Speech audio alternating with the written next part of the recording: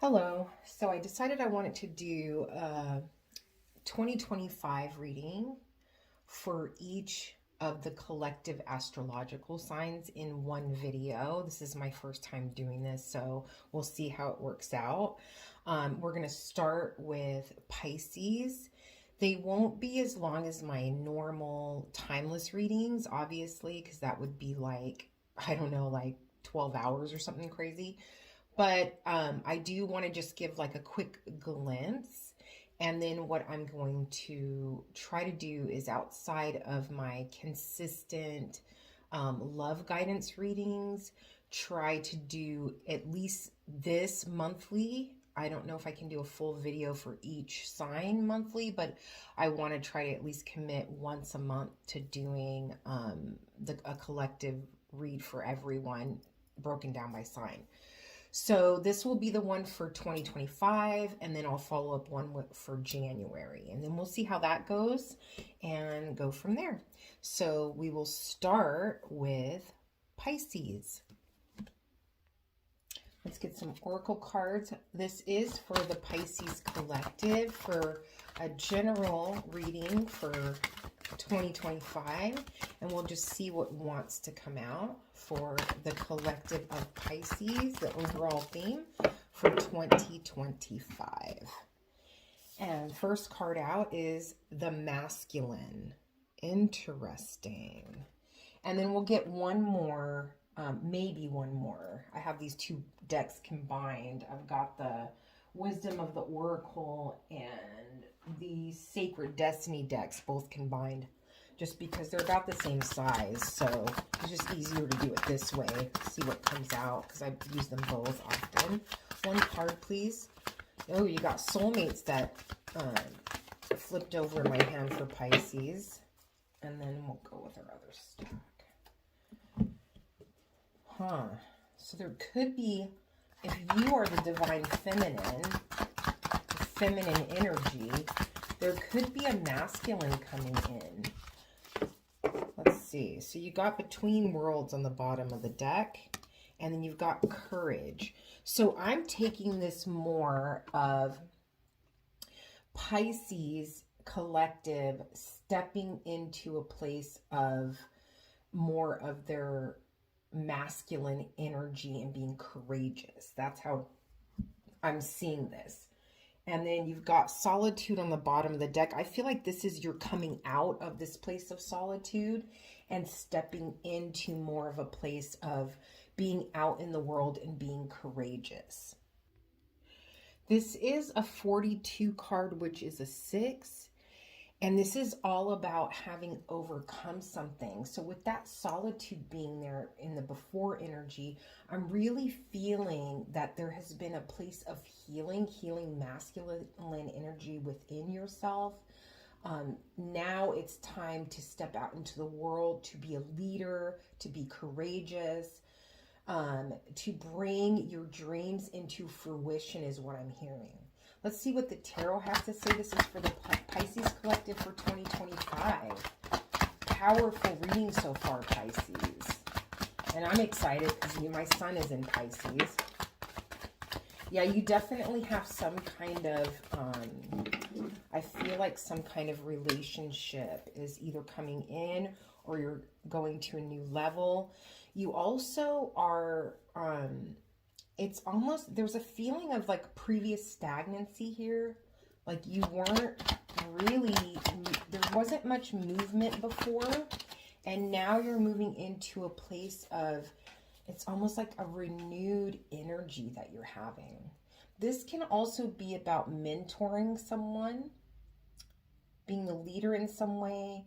This can also be about learning new skills. So if you're thinking about taking a course, yes, you need, that's a good idea. Let's get one more from the tarot. And then I will, at the end, if love doesn't come up, I will go ahead and pull a couple of cards for love for 2025 for you, Pisces, as well. So on the bottom of the deck, you have the Tower. And this Tower is feeling very strong and powerful to me. I'm not getting any vibe of like anything falling down, falling apart. I think the Tower has more to do with an epiphany, a realization, a new way of looking at things, a new way of feeling powerful, creating stability in your life. If you are waiting for a home loan or something like that, car loan, big money purchase type things, that's going to go well. There might be a small delay of you waiting for something that you're anticipating, that you're looking forward to coming in. There might be a small delay in this year for that. And then you've got the outcome here. Okay, so for Pisces Collective 2025, you've got the Knight of Wands here. Then you've got the Ten of Cups. Then you've got the Knight of Cups. Then you've got the Queen of Swords and the Ace of Wands as the outcome. And this is very similar to the read for the collective for the general love guidance today. So you're stepping into your masculine energy after healing in a very courageous way. You have this new spark of energy. This is taking inspired action with enthusiasm and passion towards what is fulfilling for you emotionally. You're being honest with people about how you feel about things. You are not offering yourself, this is what I'm getting intuitively, you are not offering your time, your supportiveness, your nurturing nature. You're not offering that to anyone who you know is not ready to receive. And then the outcome here is seeing very clearly the spaces, opportunities that are worth your time, worth your investment, worth your energy. It's like a whole new clarity that you have around things that are coming into your life. This is like high level discernment here. And then why is the Knight of Wands here? Can you tell me why the Knight of Wands is here? You've got the Hermit. Yeah, this is coming from that healing place that you just came out of. It's like you're starting to know yourself better. You're starting to know what excites you. That just brought a smile to my face. It's like this feeling of, I'm hearing, falling in love with yourself. And not in an arrogant way. It's like this is coming from someone who had to heal imposter syndrome. Someone who had to heal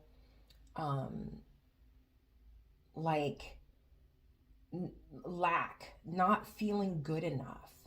It's like you're starting to appreciate and love certain aspects of yourself that have been, I heard, laying dormant for a long time.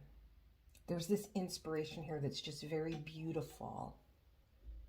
And moving forward, you may have Virgo in your chart somewhere. I'm a Virgo rising, so I'm feeling that very heavily there. There could be a community of people that help with this inspired feeling as well. It's almost like you're stepping into a place this year of being around people, in communities of people, having people in your life that just resonate with you more, that you just feel like get you. You may have come from a place of, in the past, of just feeling like you were the odd man out, feeling like you didn't really belong. And it's just because you weren't around your people. You weren't with those who you were supposed to be with. This is you stepping into a space of only allowing people in your life that are inspirational to you. They're leaders to you. It's like helping you achieve your goals because they've already achieved what you're looking to achieve. They've already laid the foundation, and you just kind of have to follow the lead now. Okay, and then why is the Ten of Cups here? Why is the Ten of Cups here? Beautiful. I am feeling a sense of a connection maybe even a romantic connection. If not, it's a business connection here. And then you have Judgment. So Judgment is all about like a wake-up call, a realization.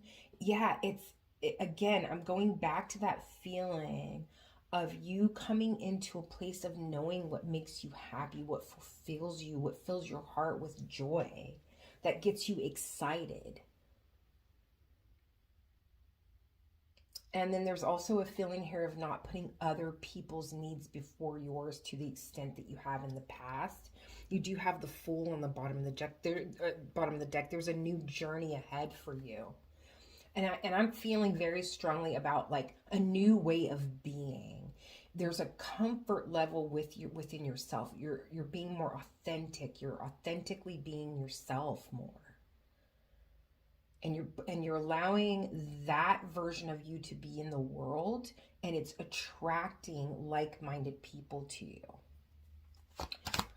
Yeah, you're finally, in some areas of your life, putting yourself and your needs first before other people. Understanding that you do need to take care of yourself first before you can take care of everyone else around you. You've got, okay, let's see. Why is the Knight of Cups here? You've got the High Priestess. I love this card. High Priestess is all about that veil between us and the unseen, between the 3D and the ethereal, or the spiritual realm, being very thin. This is very much very Pisces energy of being able to intuitively and within your heart, letting that guide you and lead you, and knowing the right way and the right decisions to make by just feeling it from yourself. And then there's a sense here too of speaking openly about how you feel about things. Moving forward and taking action when it comes to how you feel versus your mindset. I'm getting the sense of someone being able to make decisions almost through feeling through life versus always feeling the need to overplan and overthink and lay everything out. Everything has to have a certain order. It's like that very Gemini energy. That's kind of, there's more of a balance here of tapping into that intuition, that spiritual side, that deeper knowing that you have. And then this could be a very spiritual year for you, Pisces. And I get the feeling of it. There's a feeling here of not going through the motions, an actual spiritual, like walking in your spirituality this year. And then you have the Queen of Swords with this Ace of Wands with the Two of Pentacles. That is, for me, in this particular reading, that balance between your heart and your mind. Logically seeing very clearly what you want and how to get there, but at the same time, it feeling connected to how you emotionally feel and your intuition. It's like those two aligning and being on the same page. Yeah, you have the Strength on the bottom of the deck. So to me, that's you being able to kind of tame that side of you. Like, it's like you're not leaning too much into that masculine energy. You're not thinking clearly and just making rash decisions without considering the consequences and considering what would happen. But you're kind of just allowing that softer, more nurturing, more loving, heartfelt side of yourself to come forward. And I feel like it's always been there, but there's just this feeling of you, the world seeing that in you more now.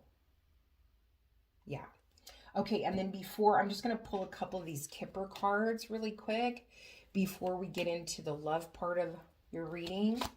This is for the Pisces Collective for 2025. What do we have coming for the Pisces Collective? Yeah, you've got toil and labor, which to me, this card can be just surrounding like what you do for every day for work, like your daily life. And then you have concern, and then you have pathway. So these three cards together, what I'm feeling is you thinking very clearly and thinking very clearly. I keep getting the word specifically, it's throwing me off, about what your day-to-day looks like. What are you choosing to do every day with your time? Do you have a morning routine? Do you have an evening routine? What are you doing, before and after work? How are you spending your time? What are you putting your energy on? Real focus on that in 2025, and having a clear vision of where you want to go. These cards are an 11, so this could be a breakthrough with your career, stepping into a new level when it comes to your career. Sixes are all about overcoming something. So I feel like you're just stepping into a new level of something. And then eights can be about taking action. So it's like having clarity. You're very clear on what your day-to-day needs to look like. You're not wasting your energy or your time on things and people who don't serve you. You are considering things. You're not just kind of letting life lead you or just walking along aimlessly. You have a plan now. You're focused. And then this pathway is going to become clear to you this year. You're going to have clarity around your purpose in this lifetime, I think. Okay, and then let's take a look at love for Pisces for 2025. Let's see what wants to come out. This is for romantic love. This is beautiful, powerful reading, Pisces. Pisces Collective for 2025. What do we have for the romantic life? And then while I'm pulling this card, I would just love to say, Pisces, I hope that you have an amazing year, one filled with prosperity and growth and personal self-love and encouragement, that you find your tribe that supports you, which it looks to me like you absolutely will be. And then that you're just feeling good, like feeling good in your own skin this year. Ooh, let your friends help you. There's that sense of community that's coming through. Ask for and accept support from others. And then you have engagement. So you have your love life is ascending to a higher level of commitment. I was feeling that earlier in the reading. So know that this year is going to be a year of you stepping into your authenticity, you having clarity, you not wasting your energy and your time on things and people who do not serve you. You are allowing, or you're coming into your tribe, you're allowing support from those people, and you will be entering into a beautiful union. Or if you're already in union, you will be going to a deeper, more loving and nurturing level with the person you're with. I hope that this helps, Pisces. Many blessings. Okay, let's move into Aquarius. I've already kind of cleaned everything up. I didn't think you guys want to hear my shuffling or getting all the cards back together. So this is going to be a collective read for the sign of Aquarius for the energy around 2025. The overall energy for Aquarius for 2025. I'll pull a couple of, oh, you got the unexpected at the bottom of the deck. So I'll pull a couple of oracle cards first. So you've got trust. So there's a feeling here, Aquarius, of having faith. Having faith. When things are changing, the unknown is coming through very strong. When you can't see the way ahead, having faith in those moments, not allowing it to shake you, feeling strong in the midst of what can look like something troubling, because this is a 5 card. So that's about change, but it's asking you to trust. What a beautiful card too. Look at that. Trust that while you're going through this incubation, it's the egg moon, while you're going through transformation, that God, the universe, the Holy Spirit, whatever you want to say, is protecting you from harm. Yeah, there's nothing that can touch you when you're vulnerable. And then there's action here. Another absolutely beautiful card. Look at that. Gorgeous. And then we'll get one more. Let's see what else wants to come out for Aquarius. Oop, that was quick. Okay. So then we've got openness. So there, for some reason, these cards are clicking very, very tightly for me. It's like you're transitioning from a place of, I don't know how to say this. It's like you're coming out of this transformation, this growth, an inner growth period. And it's like you're coming out on the other side of it more open, more vulnerable, more trusting. And it has something to do with something that's coming, something important that is coming into your life, an opportunity. So it's like you had to go through this in order for you to be ready. There's a sense that on the other side, whatever's coming towards you, a new job opportunity, new love, a new place to live, like whatever it might be, whatever this thing is that's coming towards you in 2025, there's a feeling of that being on pause because there was this waiting period for you to get to where you needed to get to emotionally, for you to not have your wall up, for you to not be so rigid, for you to not be so untrusting of others. Okay, so let's see. That's beautiful. Those cards together are just absolutely beautiful. If you are moving this year, it could be closer to the ocean, somewhere with clear, like where you can see the night sky more clearly.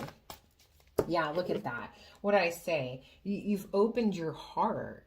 It's like, and Pisces kind of got something similar. There was a feeling around Pisces of like their heart opening more, like being more, I don't know, healing their heart chakra in a way.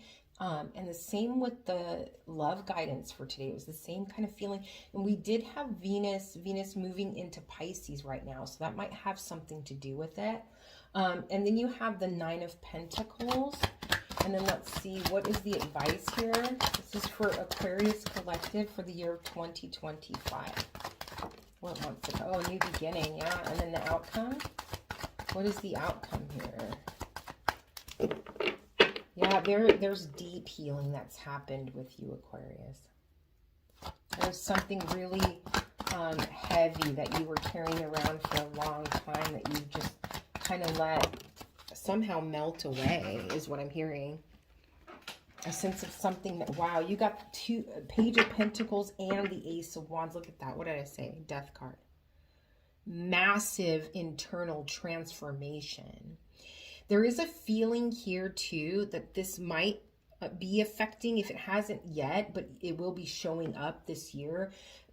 Physically, people are going to notice a physical change in you. You're going to look very different. They're going to be able to see it on you, this transformation on you physically. Some people with their hair, the way they're styling their hair, what they've done to their hair, different color hair, something to do with your hair. Okay, so then you've got the Ace of Cups here. You've got the 9 of Pentacles. you've got the Page of Pentacles and the Ace of Wands. Okay, so what I'm feeling with these cards is there's this this feeling of this heart being more expansive, open, vulnerable, more trusting. This open heart is really, really strong. Open emotionally.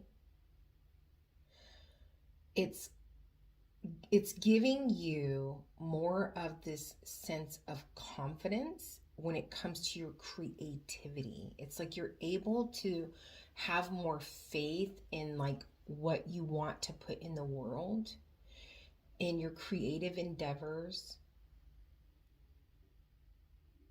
There's this strength that is coming from you that was not there before.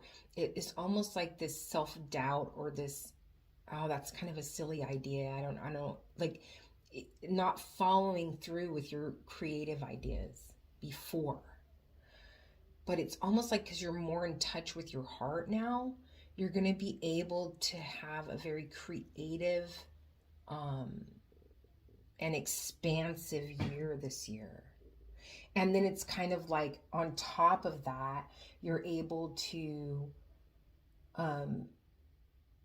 it's almost like, okay, there's something connected to your creativity that has to do with your finances and your career and how you generate money.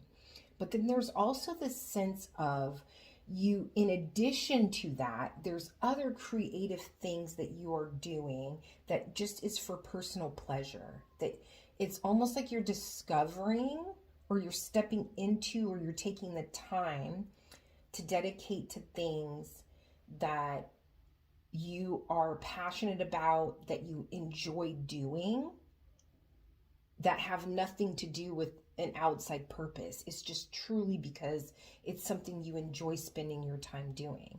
I'm getting painting very strong, or someone who makes jewelry. I'm also seeing like those really beautiful porcelain plates with people, like maybe someone painting on them. I'm getting like gardening, like canning, like someone gardening fruit and canning it. That's just what's coming here. Okay. So then, that's what it is. It's like you're stepping into a place of creativity. There is money coming out of it, but you're also exploring things that bring you joy. You're spending more time on things that bring you joy. And then somehow connect, and I'll clarify, there's some opportunity, the possibility for a stable opportunity that really is something that you're passionate about. This right here, this coming in, this being introduced, is what is allowing you to use your creativity, and it's something you're very excited about. There's also a sense here that whatever this is that you're using your creativity, or you have this opportunity, that you will need to be trained a little bit. There's like a mentorship or schooling or something that you're going to benefit from, that's going to help your creativity blossom. Okay, why do we have the Ace of Cups here for the Aquarius collective for 2025? Why is the Ace of Cups here? We've got the Four of Pentacles coming out. Yeah, to me, this is all about letting go, acceptance. This is someone who's come from a place of trying to hold on too tightly to something. There's healing that's happened from this. Someone that was so focused on, I want to say, finances, way too focused on finances.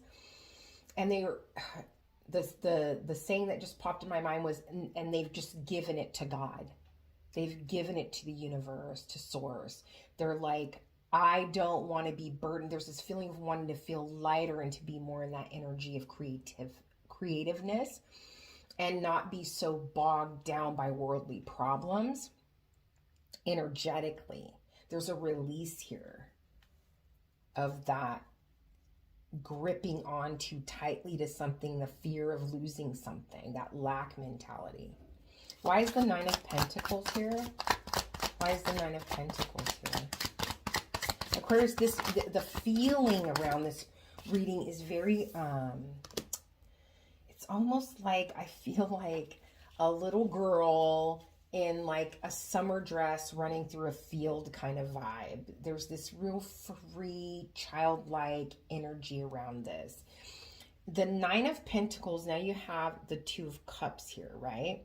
So if you take a look at that, this can be about, when it comes to your creativity and making money from your creations, it's that feeling of being your authentic self, being one with yourself, that heart being open and you being fully exposed to that is allowing you to be kind of, I'm feeling very much like you to be at peace within yourself.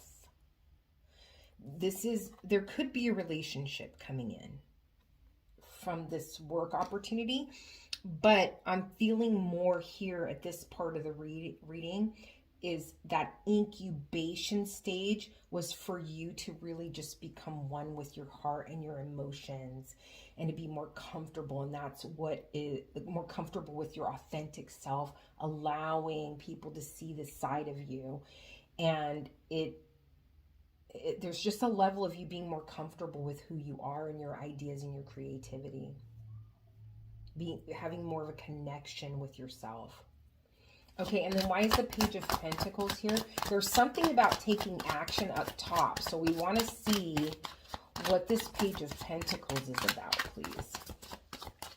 What is this Page of Pentacles about for Aquarius Collective? I got distracted for a moment because we have the Queen of Wands on the bottom of the deck, which is telling me, like, when this comes in, when this solid offer comes in, this new offer that comes in, it's because you're coming across as very strong and attractive and independent and a good decision maker, someone who is that can kind of work independently and be trusted. And you're magnetic at this time. Yeah, this card can be about kind of being above competition. So it's like you're getting this offer because you're shining. It's like there's something about you that stands out when it comes to your craft. When whoever this is that's offering this to you, because this is definitely about your career, they're offering it to you because they see something in you. I'm getting the word perfectionist, but there's something about your work and what you do and the way you create that to them is like, this person has a lot of care. They give a lot of care into what they are doing. They take pride in putting their name on something. They're detail oriented. They're passionate. This is the kind of person I want to have on my team in my company or whatever. Okay, and then what is this Ace of Wands here? What is this Ace of Wands here? This came out for Pisces too. So you might have Virgo in your chart. But it's like, if you're talking Ace of Wands, right? So this is the Hermit card. Inside his little lantern is the star.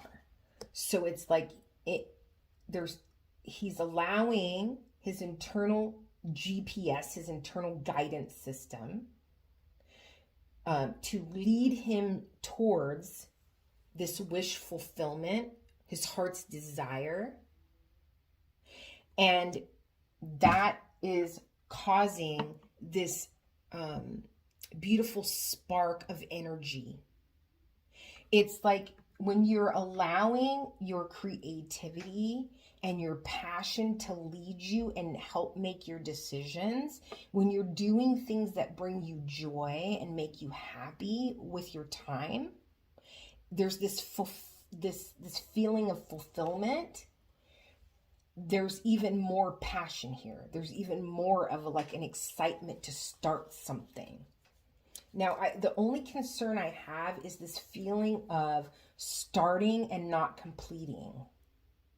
So you want to make sure that you're following through with a game plan. You want to make sure that you, and if you're not good at the details of certain things, you know, you're the creative person, you're really powerful to start things, then you want to make sure that you have people around you that can implement and follow them through, some kind of support system for that.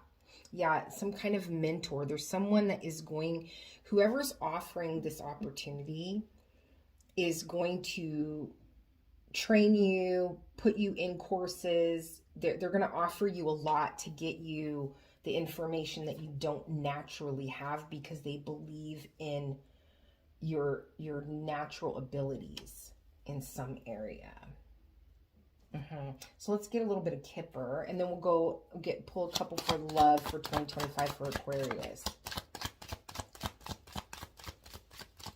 I hope we don't lose too much light during these readings. I feel like it went by fast already just for these two signs.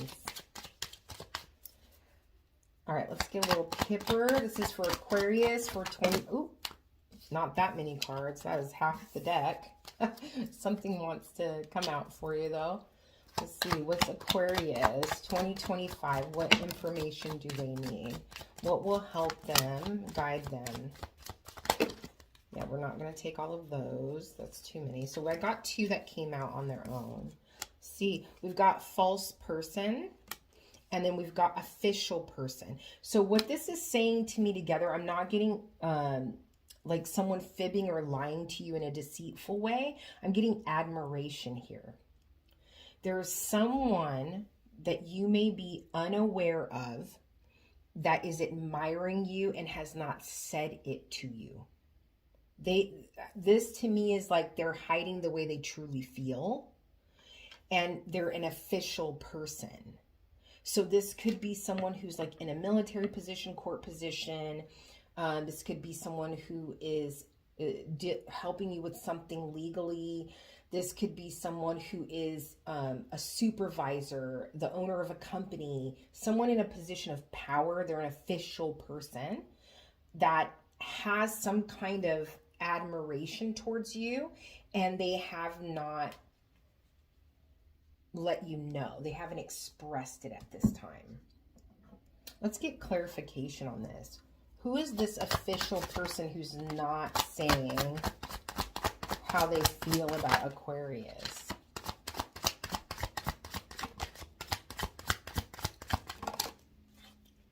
So we've got, yeah, they're gonna, whoever this is really gonna shock you. They could be an Aries, but whoever this person is, when they do communicate, you're going to be very much taken off guard.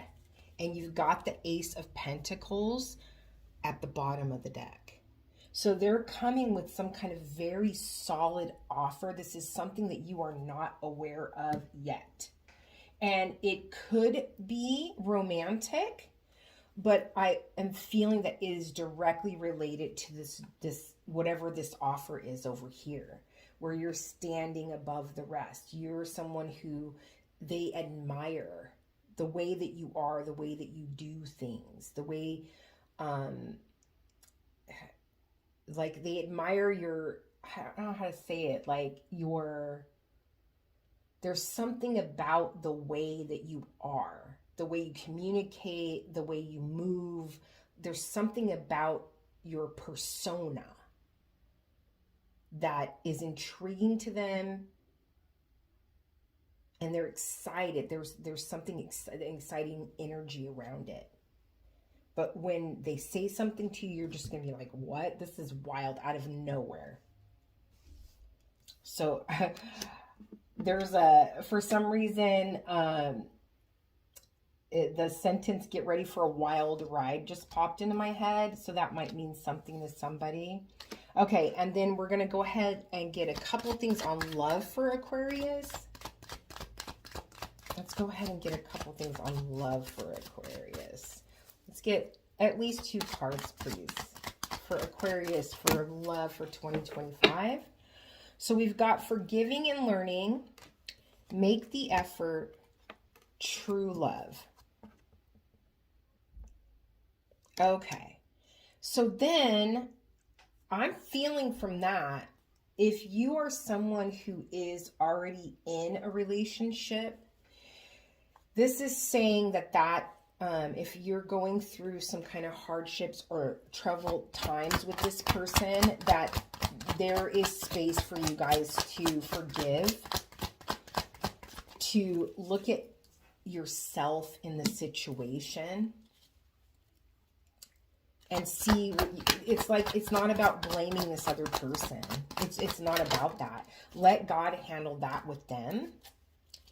There's a sense of someone walking away from a situation because they were influenced by other people or outside situations. It could have even just been they were struggling way too much with their financial situation, with a job situation, with the loss of a loved one, something. They were going through a hard time and they couldn't hold both up.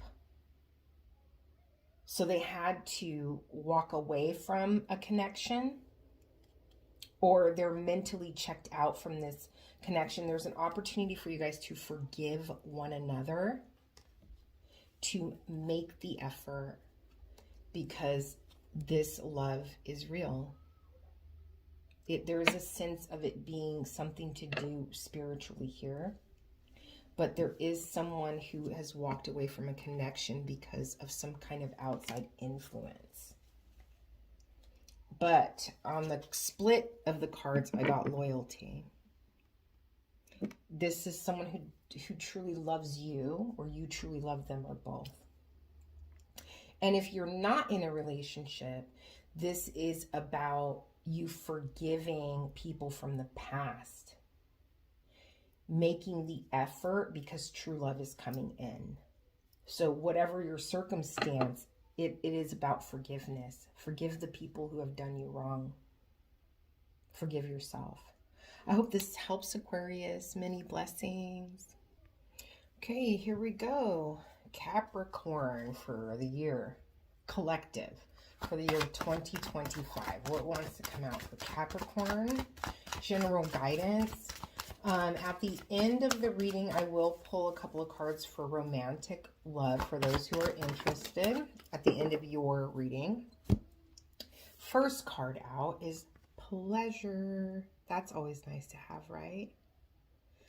So pleasure, it's a 9 card. So there's a sense of being satisfied with something around that card. And again, there is this overall theme that I'm seeing so far. This is the 3rd sign I'm doing in this. And there's this feeling of a lot of heart healing people have been through. Like healing their heart. Okay, let's see what else wants to come out. It's like the vulnerability is better with the collective. It's like people are more willing to be seen for who they authentically are, and they're more willing to be authentic and open. And then you have new beginnings. So I am feeling a bit of love here. I am feeling something very loving and being receptive and open to either a reconciliation or a new relationship. This is a new version of yourself. So the most important message that I'm getting just off of these 2 cards is Capricorn collective being, not taking past pain into the situation with them or this next journey with them. Okay, let's see. Yeah, I think that was it. Okay. Let's see what wants to come out with the tarot. This is for Capricorn collective for the year of 2025. Let's see what wants to come out for Cap. Okay, so there is a work here. Ooh, that's weird. They came out in a weird way. Okay, but we're going to... Oh, yeah, look at that, Cap. King of Pentacles. I'm not surprised that that came out for you. You're on top of your career money game this year because you also have the Eight of Pentacles that came out. I am getting a very strong sense of you being at the top of your game. And you have the Hermit, which is a Virgo card. So there's a sense around knowing, like, and like, again, collectively, this is coming out for all the signs. There's a sense of inner guidance, of moving towards towards your heart's desire in life. It's like what really lights you up. I'm getting the feeling of someone who kind of has held back on, what is it? Like their passion project, because they were so focused on their 9 to 5. And now they're allowing space for that passion project. Oh gosh, yes. You've got the Six of Wands with the Ace of Pentacles. Again, a successful new beginning of something. Something that gives you, like, I feel like people giving you your accolades. Yeah, and I'm from this card, I'm feeling stay focused. And then look at Aquarius got the Ace of Cups too. I'm telling you, this heart awakening is huge for the overall collective. It's gonna, your perspective on life is going to change if it hasn't already. You are looking at life in a different way. That work-life balance, that finding time to do the things that bring you joy, letting your inner compass guide you. It's not just about stability and making money. It's about how can you enjoy your life more? How can you cultivate your relationships more? How can you come from a place of love more? Because that's who you are at your core. I'm getting a very strong sense of someone who's very powerful and is used to using, they're very good at like setting a game plan and getting the end result that they need, meeting the bottom line, meeting targets, deadlines, that kind of vibe. But now it's like, okay, what about the creative side of you? How is that coming to the surface? How do you express yourself creatively? Why is the Hermit here for Capricorn for 2025? Why is the Hermit here? Yeah, you've got Death. This is all about a major internal transformation. You really are starting to understand what sparks joy in your life. You're ready to lay burdens down. You're ready to not carry such a heavy load. And I do get the sense that this is about perspective. These burdens that you're laying down, this load off your shoulders, has a lot to do with your mentality, has a lot to do with the way that you were perceiving life. And now through this heart awakening, it's like you're coming from I keep getting leading from a place of love, which is interesting. You're coming from a place of love now. And it's like, it's almost like a feeling of a previous energy of needing to lead from a place of like people almost fearing you. Like the respect they have for you came from a place of them not wanting to disappoint you or being afraid to disappoint you or let you down in some way. Or they don't want you to think that they're weak or small or not productive. But now it's like you're integrating this part of yourself where you're showing up in a more loving, supportive, and empathetic way. Why is the Six of Wands here with this Ace of Pentacles? Yeah, it's like you're going to see that people are going to respect you for your loving nature now. For this other side that you've, like, that you're not really used to showing. It's like a whole new way of being. Why is this Six of Wands and this Ace of Pentacles here?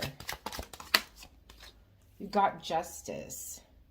So justice is all about karma, all about fairness, all about balance. People getting what they deserve. So it's almost like you're being rewarded for the internal work that you've done. And you've done a lot of it. And I feel like you've worked on your aggression. You've worked on that part of yourself that tends to be like very competitive and aggressive. And you're allowing that kind of softer way of being. And it's like now you're going to be able to see, like, reap the rewards. It's like there's a whole new life that you're stepping into as a result. There's a feeling here of someone who, like, food tastes better. The trees are greener. Life is better. And it is because of your perception of life now. It's not because anything's really changed. The change is internal. And now that's being reflected back to you. And your idea of success is different now. It's like what makes me successful is how I show up with my family and friends, my loved ones. What makes me successful is being humble. What makes me successful is my charitable works. It's not all about success in the material world anymore. Although you do have that. And if you don't now, you will this year because it's very, very strong here. Why is the Eight of Pentacles here for Capricorn for 2025? You've got the Tower. So there could be, I am feeling like either something happened in the work world that is what kind of catapulted this energy here, these two together. This major transformation came from something that happened that made you think about the fact of, if this was all taken from me, what would I have left afterwards? I'm not getting that this is coming. I'm getting that this already happened. These two together. Can I get one more for this Tower and this Eight of Pentacles, please, for the Capricorn Collective for 2025? Can I get one more card, please? Just one. Yeah, thank you.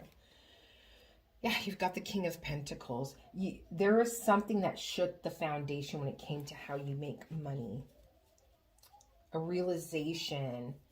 And then you have the Seven of Pentacles on the bottom of the deck, which is all about kind of looking at what you've invested and asking yourself, is it worth the reward that's coming from it? Like, how am I spending my time? What am I putting my energy into? Is it going to be worth it on the other end? I am also getting someone, and like I said, this is past energy. This is not coming. Past energy of someone who may have had a health scare. It was like stress was causing a problem physically in your life, and that could be the Tower that happened. It's like, I'm over here killing myself to make this money, and it's not worth it. It's not worth it. Yeah, something to do with someone's heart too. But again, like I said, whoever this is coming through for, this has already happened to you. Yeah, and then you've got the Seven of Swords along with the Ace of Swords. It's like with the Ace of Cups. This is clarifying the Ace of Cups, right? So what these three cards are saying to me is this Tower kind of made you look at how your tactic, your approach to things in life, mentally and emotionally. How am I approaching life? Am I only going after things and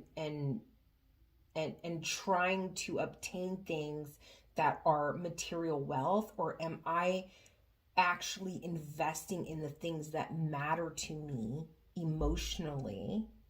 Am I investing in my family, my loved ones? Am I investing in my passion projects?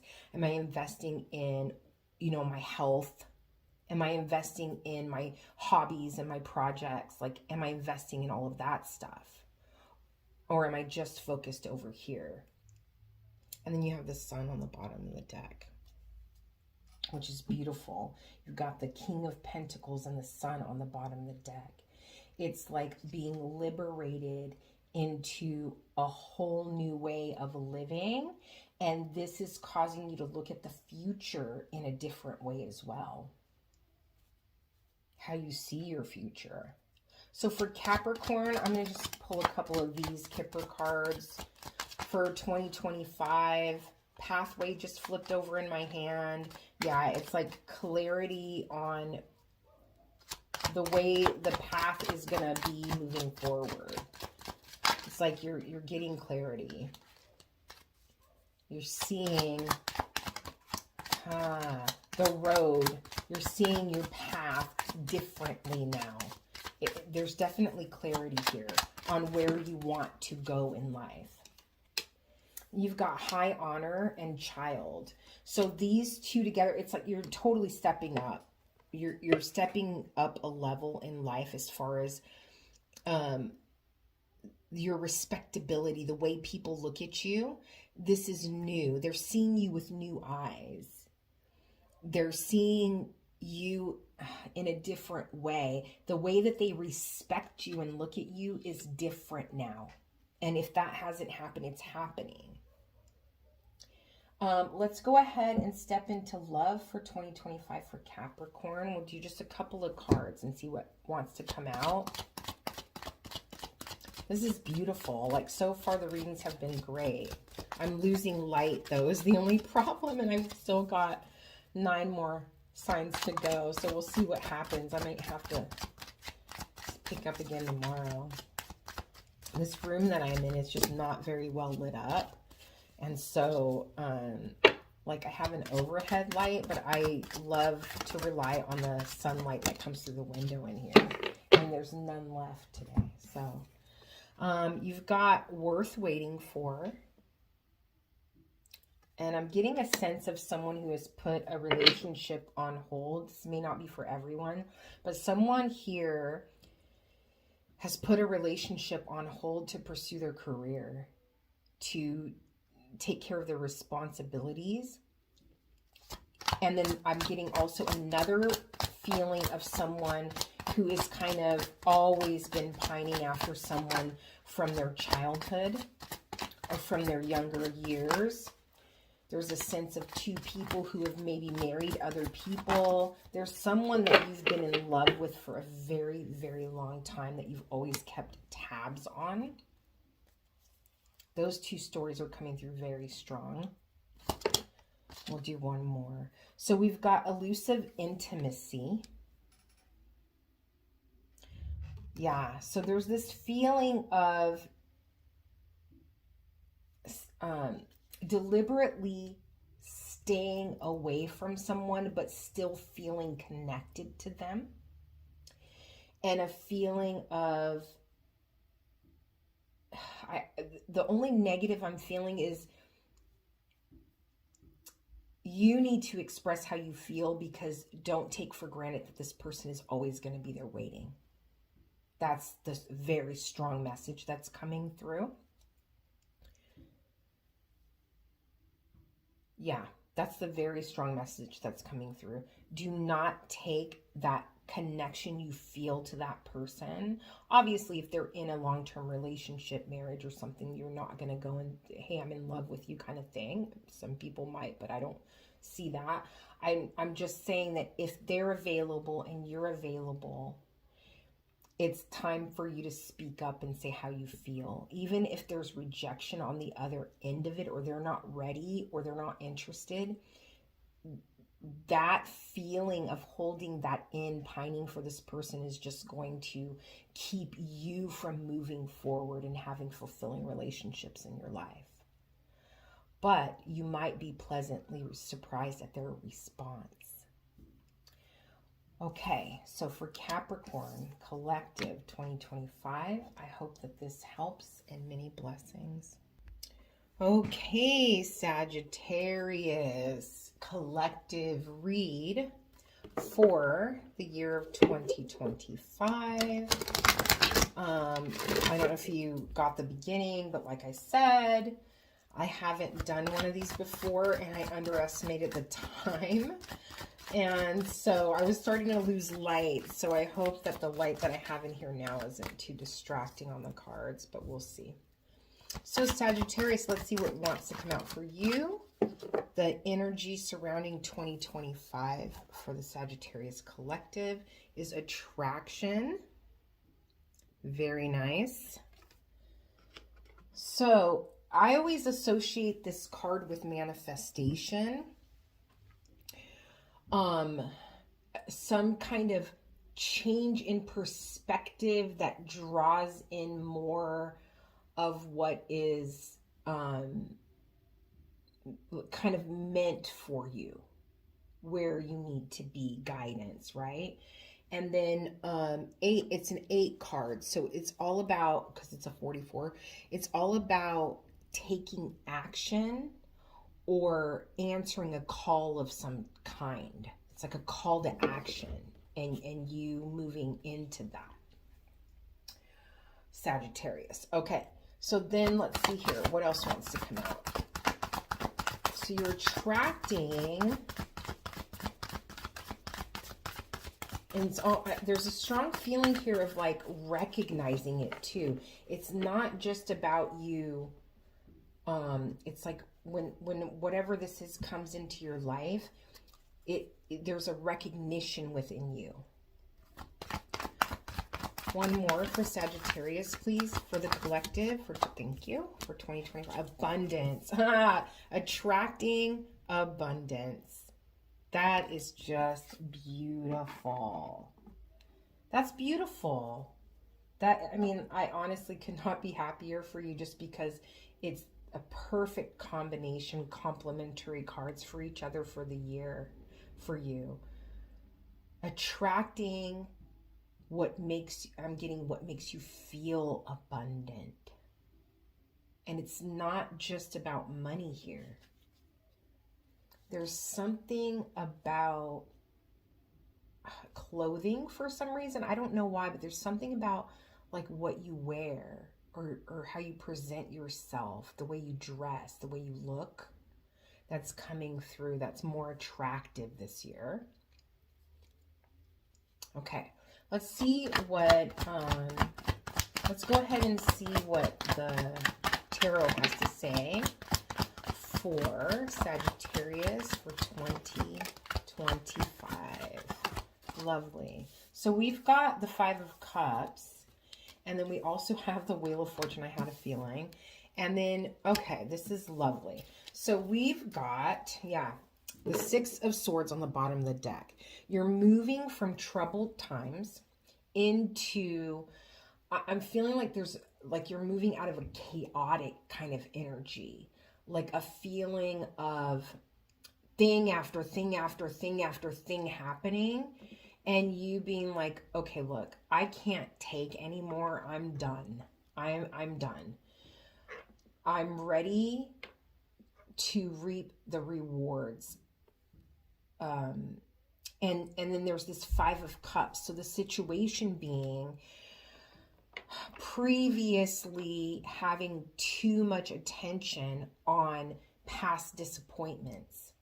but then that energy changing, that change in that energy. So you changing your perspective, you focusing on gratitude, you being more focused on the things in life that make you happy. Being grateful for what you have instead of focusing on what you don't have. That shift in perspective is allowing you to come into connection with either a group of people, a community of people, or another person, and create something that is going to be very fruitful for you. Let's get the outcome. Let's see, one more card, please. One more card, please. This is for Sagittarius. Thank you. And you've got the Hanged Man. So the Hanged Man is all about looking at something from a different perspective, right? So like I said, this change in mindset here.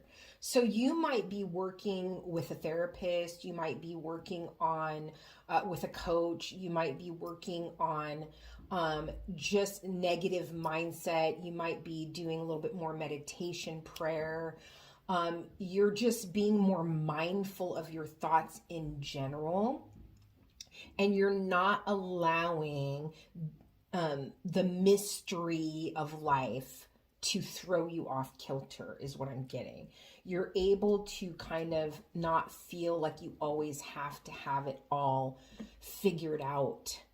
It's like you're starting to see that sometimes when you have your mind right, that you're able to allow things in that you would have never noticed before or been able to be grateful for before. It's like I keep getting like pleasant surprise. So it's like now that you've changed your focus, it's like you're looking, instead of looking over here, you're looking over here now. And you're like, oh, I never noticed before like how much value this person brings into my life. I never noticed how much I love this part of my job before.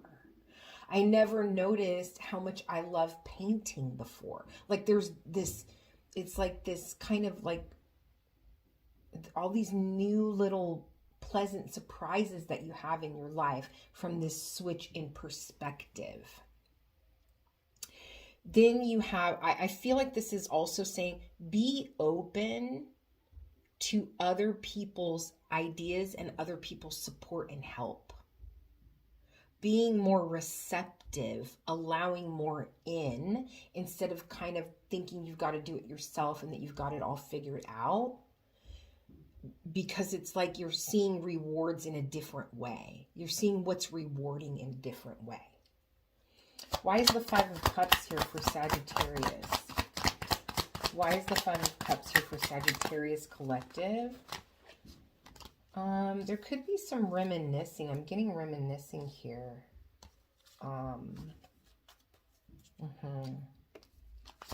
And I feel like it has something to do with past relationships.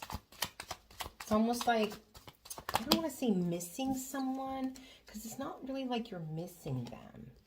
It's more like you're reflecting back on situations that didn't work out for you. And then, but there's this kind of feeling of, I don't know, it's not really sadness either. It's almost like you're reflecting back on a relationship or past relationships that didn't work.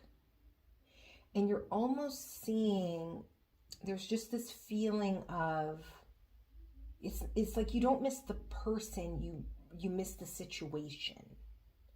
You're missing being close to another human being, having a best friend, being connected. Why is the Five of Cups here? Yeah, there's this really sweet energy around this card for some reason. So maybe, because here's the Four of Wands here, right?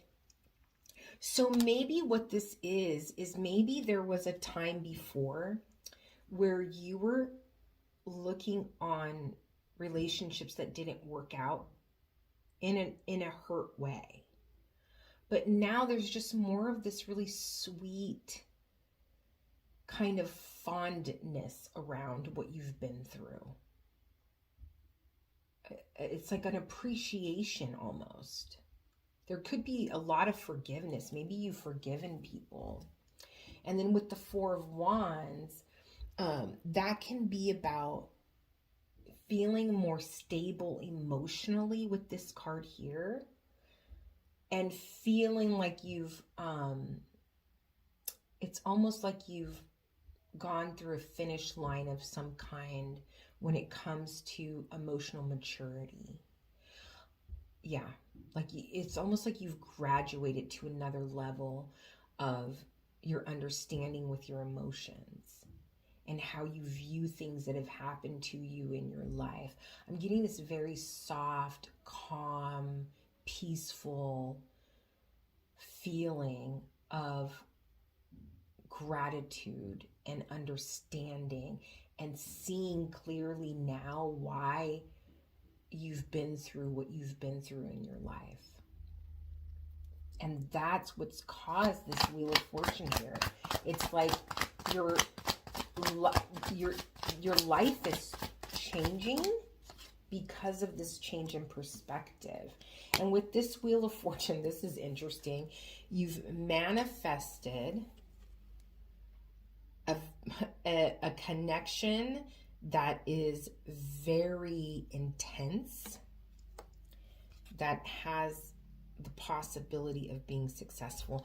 And I am saying here too, that this, to me, with these two cards, I really shouldn't show the Lovers too long, but with the Lovers and the Six of Wands, I'm getting a strong sense of like a couple, when they're out together, people are like, wow, they look perfect together. Those two people are gorgeous, like a very attractive, dynamic, powerful couple together that has everything they need for success.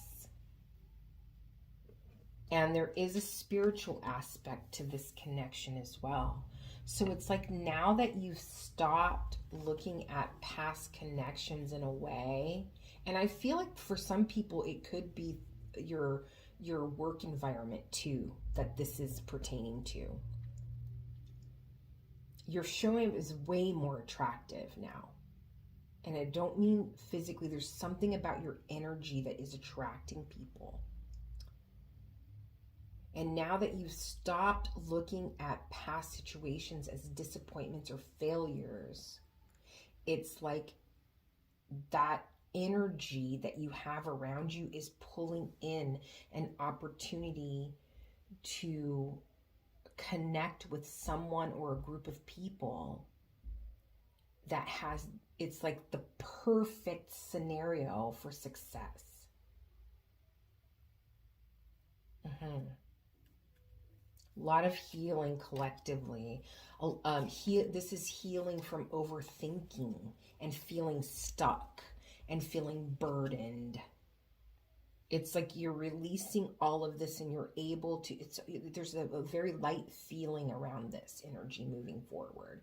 2025 is going to feel more effortless for you.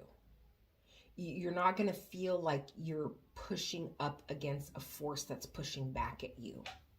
Like, you know, like every time I get up and try, something is pushing me back down again. That energy is leaving you. Why is the Empress and the Three of Pentacles here? Why is the Empress and the Three of Pentacles here? Okay, so you have the Ten of Swords. To me, what this is saying, now this could be the end of a relationship. Maybe you've experienced the end of a relationship with someone that you've parented a child and lived in a home with. That could be it. But the other scenario I'm getting is, it's not like this energy here is something that's going to continue to pop up. It's like now that this shift has happened, you are this is who you're being now. This is just who you are now. The way of thinking now, or that you're moving into, it's not going to be a battle like it was before, if that makes sense. It's like you're stepping into a way of being. You've elevated, you've changed your perspective. So you're at a new level now. This, looking at lessons and events that have happened in your life in a negative way is dead, done, and over with. And I do feel like it's because you've been able to look at the pain honestly. You've been hurt in a very, very deep way. But you see the gift in it now. And it's allowing you to have more stable connections with other people moving forward. I'm going to get one more for this Ten of Swords. Why is this Ten of Swords here? For Sagittarius Collective for 2025. Why is the Ten of Swords here? Got 2 cards that came out.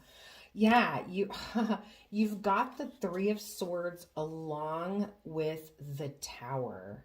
And again, just like I told Capricorn, I don't feel like this is a future energy. I feel like this is almost like there's a feeling here of almost like, oh God, spontaneous heart awakening. It's like after all of this pain, I'm going to pull a Kipper on this really quick too, because I just want to be positive on what I'm getting. With the Empress and the Three of Pentacles here, I am not feeling like this is something that is coming.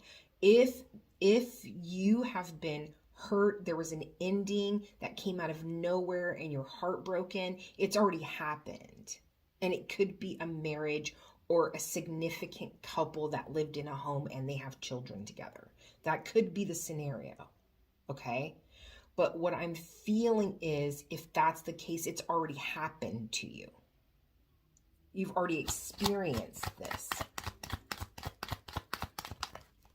Let me get one. This is for Sagittarius. Change, yeah.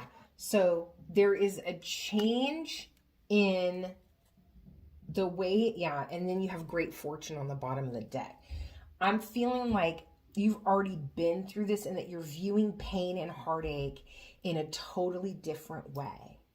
And it was like the shift when it happened, it was very quickly. It's like, it's almost like overnight. Like you went from looking at things this way to looking at things in a different perspective very quickly. And you see the lesson and the positivity in it. And it's through that change.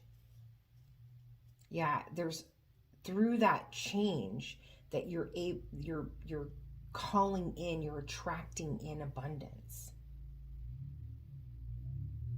But I am feeling like whatever, it's almost like you've been through some really tough stuff, but it's like you don't act like it.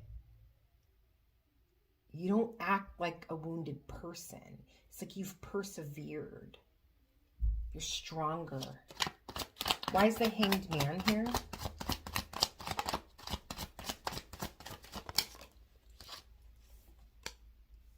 You've got the Four of Pentacles and the Eight of Wands. So to me, yeah, it's like, again, this is an energy of someone who is being now. They're not trying to look at things differently. They view relationships and heartache completely differently now. They're more discerning, and they're not trying to hang on to something that is not for them, that is not for their greatest good. It's almost like when you have the opportunity to let someone go, you almost look at it as a blessing, but it's like, I wish them well. I wish them love and abundance, and that they find what they're looking for. It's not a place of, oh yeah, they can kick rocks because this person's trash. That feeling's not there anymore. There's no regret. There's no disappointment. It's more like, how does this serve me in life? How does this person showing up in my life, what was the lesson here? It's a totally different way of being, a totally different way of looking at things when they happen to you. Okay, so let's get overall a couple of Kipper messages this is just going to be for overall for 2025. It's beautiful. Like, this is a beautiful, the energy. And it's funny because it's not like something, this is the work you've done. So you have main male and you have expectation. Yeah, there's a feeling here between these two cards. It's like the shift in perspective has a lot to do with you not looking at things like, not setting expectations with situations and with people. It's like you're seeing things for what they are instead of what you want them to be. Totally different than the way you were viewing things in the past. Now, I'm going to get one more. Sagittarius, you're making, I think you're reading a little bit longer than everybody else is somehow. Oh, you've got community. Yeah, there is definitely, you're moving into a space where you're going to be around like-minded people if you haven't moved in that space already. There could be someone, masculine energy, that comes in that has plans for you. That's what I'm getting from those three cards. They have plans for you. And you are, but there's a dual thing here because it's like you're being more open and being more, not setting such tight expectations on people and events in life. You're more open to what life is presenting to you and seeing it for what it is instead of what you want it to be. Okay, now for Sagittarius for 2025, we're just going to pull a couple of cards for love because I was getting a very strong feeling of love earlier too. Let's see what else wants to come out for Sagittarius. One card, please, for the Sagittarius collective for romantic relationships for 2025. Interesting. This blew out, fell on the floor, had to go get it, and I knocked my camera over. Okay. So we've got love yourself first. So I do feel like you are attracting in some kind of connection. That makes me feel like it's a little bit further away. And it also makes me feel like you've done all this work on forgiving other people. Maybe there's still a little bit of work to you loving yourself a little bit more. A little bit of work on you forgiving yourself. A little bit of work on you feeling or seeing how beautiful you are as a human being and what you have to offer in a relationship. But let's get one more, because we've got love yourself first and depth. So we've got, let's see here, love yourself first, depth and perspective. Yeah, so depth, see how it says value? Perspective on your value. Love yourself first. How are you seeing you? Are you seeing yourself as a prize? Are you seeing yourself as someone who another person would be blessed to have you as a partner. If not, then there's still some work to do there. Changing your perspective on yourself and how you view yourself. So Sagittarius, I hope that this helps. Many blessings. Okay, now we've got Scorpio. Collective reading for the year of 2025. Let's see what the overall energy is for the Scorpio collective for 2025. If you can hear my voice right now, I hope that your year has started off to an incredible start. And let's see what came out for Scorpio. Trust. Oh gosh, who got this? Somebody else just got this card. Trust. So that can be about trusting that you are protected when you are vulnerable. It's the egg moon. And I'm feeling a little bit different than the last time this card came out. I'm feeling more of an expansion energy, more to do with like broadening your horizons and stepping out of your comfort zone. It's like you're leveling up when it comes to either your career or your life in some way. And it's like trusting your inner guidance and like what it is telling you to move forward. Yeah, you've got embracing. So there's this trust. You're embracing some sort of success and a feeling of security. It's like moving forward with this sense of confidence that you have this, I'm getting like this, like a way to fall back on something. If something doesn't go the way it's supposed to, or the way you planned it, it's like you're not allowing fear to stop you from taking the chance and step outside your comfort zone anyway. So let's see what the tarot has to say. This is going to be for Scorpio for 2025 for the collective of Scorpio. Just a general reading for the year to see what wants to come out for you. The one thing that I did get for your sign that I did not get yet for the other signs is in the pre-shuffle, there was this sense of a partnership coming in that's been a long time coming. Something that you've waited a long time for. Okay. And you've got the Six of Swords, the Three of Pentacles. I'll show you the cards in a second. Okay. Yeah, you've got the Eight of Wands. This is my card of an unstoppable force. I call it a force to be reckoned with.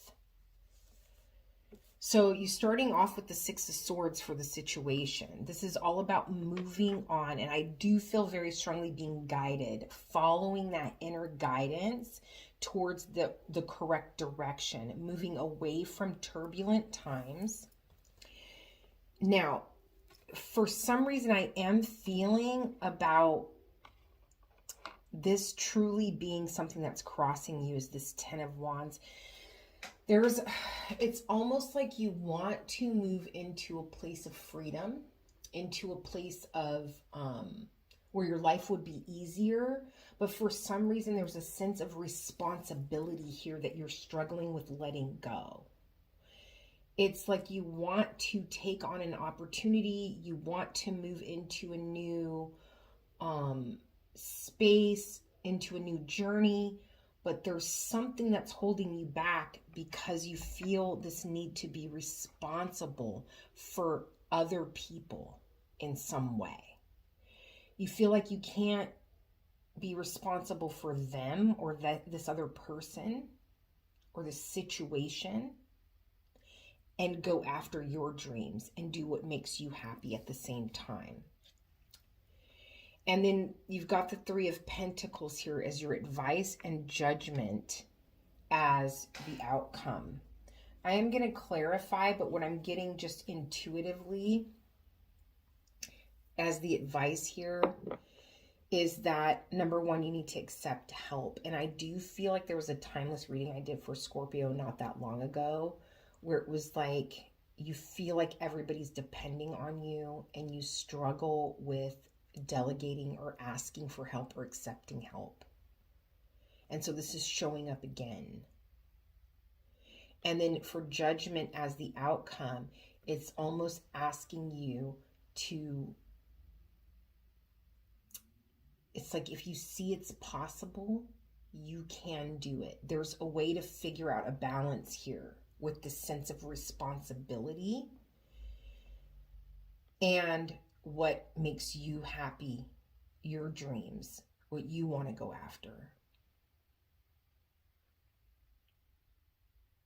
It's almost like you have to step out of stagnancy first, though. Why is the Six of Swords here? Why is the Six of Swords here? Two of Cups just flipped over. You might be leaving a relationship. So you got the Star card. I can't show you this one because of the image on there.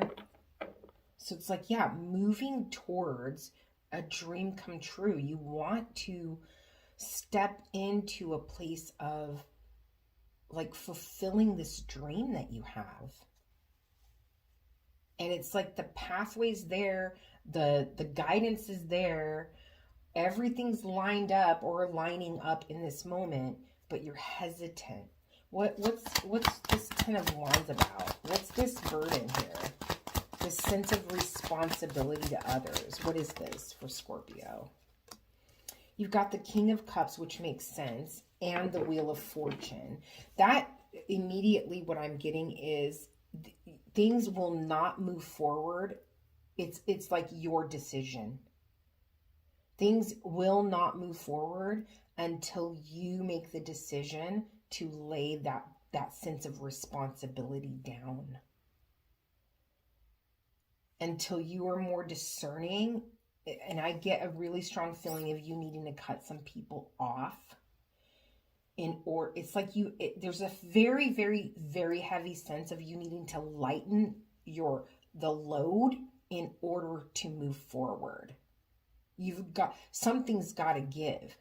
It's almost like I keep getting this image of this aircraft, and it's a military aircraft, and then going on a mission, but they're not going to make it to their destination because they have the plane is too heavy. They have to decide what to cut loose in order for the plane to get to where it needs to go. It's too heavy.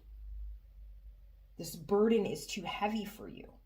And it's not that you're not capable.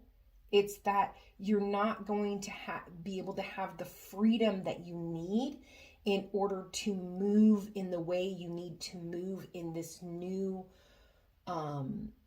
season of your life while you're carrying these other people. It's time for you to allow them to support themselves. They've got to do it on their own now. Why is the Three of Pentacles here? Yeah, it's time for people to give back to you. Yeah, you've got the Fool. You got the Fool here. The new beginning, this leap of faith, you stepping into this new season of your life in more of a carefree way. And the way that happens is by you accepting help from other people, accepting support, encouragement from others. And you're going to have to defend your position for sure. When you set a boundary, the people that you are cutting loose from your support, they're going to try to come back and say, well, I need you though, but this is really important, or I can't do this without you kind of vibe. And you're going to have to stand strong. I'm getting very strong, this King of Cups, your heart bleeding for people. What are they going to do without me? You'd be surprised how strong people are when you put them in a position where they have to do it on their own. Let them show up for themselves. Let them see how strong they are. They don't know how strong they are. They don't know what they're capable of because they're always leaning on you, depending on you. This is going to lighten your load and make you feel more carefree in 2025. And it's going to empower them. And they're going to thank you at some point in the future for this. It's just going to be tough love for now. And then why is judgment here for Scorpio for 2025? Why is judgment here? You've got justice. Yeah, karma. It's like you have to trust that everything that is happening is for the greatest good of all. You have to trust that everybody is on their own path and need to learn their own lessons. And they can't do that if you're constantly trying to save them and fix their problems and resolve everything for them. It's taking away from your abundance. And imagine how many more people that you can help and how much stronger you could be if you feel more fulfilled in life. If you feel in this place of like the burden being lifted off your shoulders. It's like I see the difference between someone who is bogged down with responsibility that's too tired at the end of the day to take care of themselves, and to give to some people in their life that mean a lot to them because they're spread too thin amongst all these other responsibilities and people. If you can lighten that load, the quality of time and energy that you're giving to that smaller group of people and to yourself is going to be way more abundant. Is going to be way more meaningful and enriching in your life. Yeah. So I want to get really quick a card for Scorpio that says this is a difficult thing for them to do. Lord, what's the advice here? Like, how can they kind of liberate themselves from this heavy energy? You got the King of Cups again, the feminine version. There's a feeling of you finding a balance between your masculine energy and your feminine energy. Stepping more into your receptive energy. If someone offers you to help you, accepting the help. You have a very strong spirit guide around you that is protecting you and wants, and especially your home where you lay your head at night. That space is protected. Your family that you live with is very protected. It's time for you to step into a new way of being a leader that empowers other people instead of a leader that does everything themselves. Like I feel someone that's been like brought up in a way of being a leader is to lead by example. But sometimes it's also being a leader is about empowering others for them to be able to lead as well. Yeah. Okay. And if that doesn't encourage you, I'm going to tell you something else. The boat is going to sink. The chips are going to all fall. The balls are going to fall out of the air if you keep going on the trajectory you're going right now, trying to keep everybody lifted up. It's going to fall at some point. You have to lighten the load now. You have to reduce the amount of people and situations and responsibilities that you're responsible for to move into this next season of your life for this year of 2025. Okay, so let's get Kipper out for you. It's all about, you got to take care of yourself too. Yeah, and then the bad health card just flipped over in my, it's going to It's, and it's nothing like life-threatening, but the stress of it all is going to get to you. You have to start thinking about yourself first. You have to start putting yourself first this year. Okay. One card. I'll get one more. You got occupation that came out. What else? So you might be thinking about a new career. You might be thinking about moving into something that you enjoy doing a little bit more. Yeah, you got occupation with imprisonment, main female, and lovers. And what this is telling me is if you're not in a relationship, you've got a very strong partnership, that this might be something that you need to make time for, that you need to make space for. And if you're already in a relationship, you have a very strong feminine energy in your life that adores you, wants to support you more, wants to show up for you more, but you're not allowing them to. And these two cards, occupation and imprisonment together, is that feeling of that burden, that the sense of responsibilities having you imprisoned. And maybe you work too much. Maybe you need to slow down on the working too. Maybe you're stressing yourself out and overworking yourself.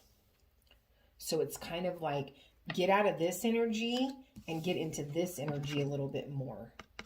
And if you are single, you're attracting, by making that space in your life, you're going to be attracting someone very supportive and strong. Very strong person. They're soft on the outside, but they are strong. Okay, let's get a couple of cards just to clarify the love part of this reading for Scorpio collective for 2025. Well, you got a lot of cards that came out. Flirt, soulmate, make the effort. Yeah. It's time for you to get out there and have a good time in your love life for sure. It's time for you to enjoy your relationships. And like I said before, you're able to give more authentically and on a deeper level when you have let some of those burdens go, when you've delegated a little bit more, when you've allowed people around you to support you, and get out of that place of being so responsible for everybody else all the time. You've got chasing commitment. So to me, I feel like if you are a single person, once you meet this person, you're going to be like, everybody else is going to have to wait because this is my person. I'm not losing this person. I'm not losing this opportunity because you can't get your life together. Like, that's how I feel. You are wanting to be in this really flirtatious, loving, fun energy with this person, romantic, but you're not going to be able to do that if you're burdened down. So there's a very light feeling. It's almost like if I say make time for yourself, that's not a good enough reason for you to cut these other situations off. But it's like once this person enters the picture, it's like that motivates you to do it. That's what I'm feeling. And if you're already in a commitment, let that relationship be your motivator, because I feel like that's something that drives you a little bit more than doing it for yourself. So Scorpio, that's your read for 2025. I hope that this helps. Many blessings. Okay, so here we go for Libra. Collective reading for 2025. Let's see what energy wants to come out for you. You've got boundaries, Libra. And then in your pre-shuffle, I did get the sense of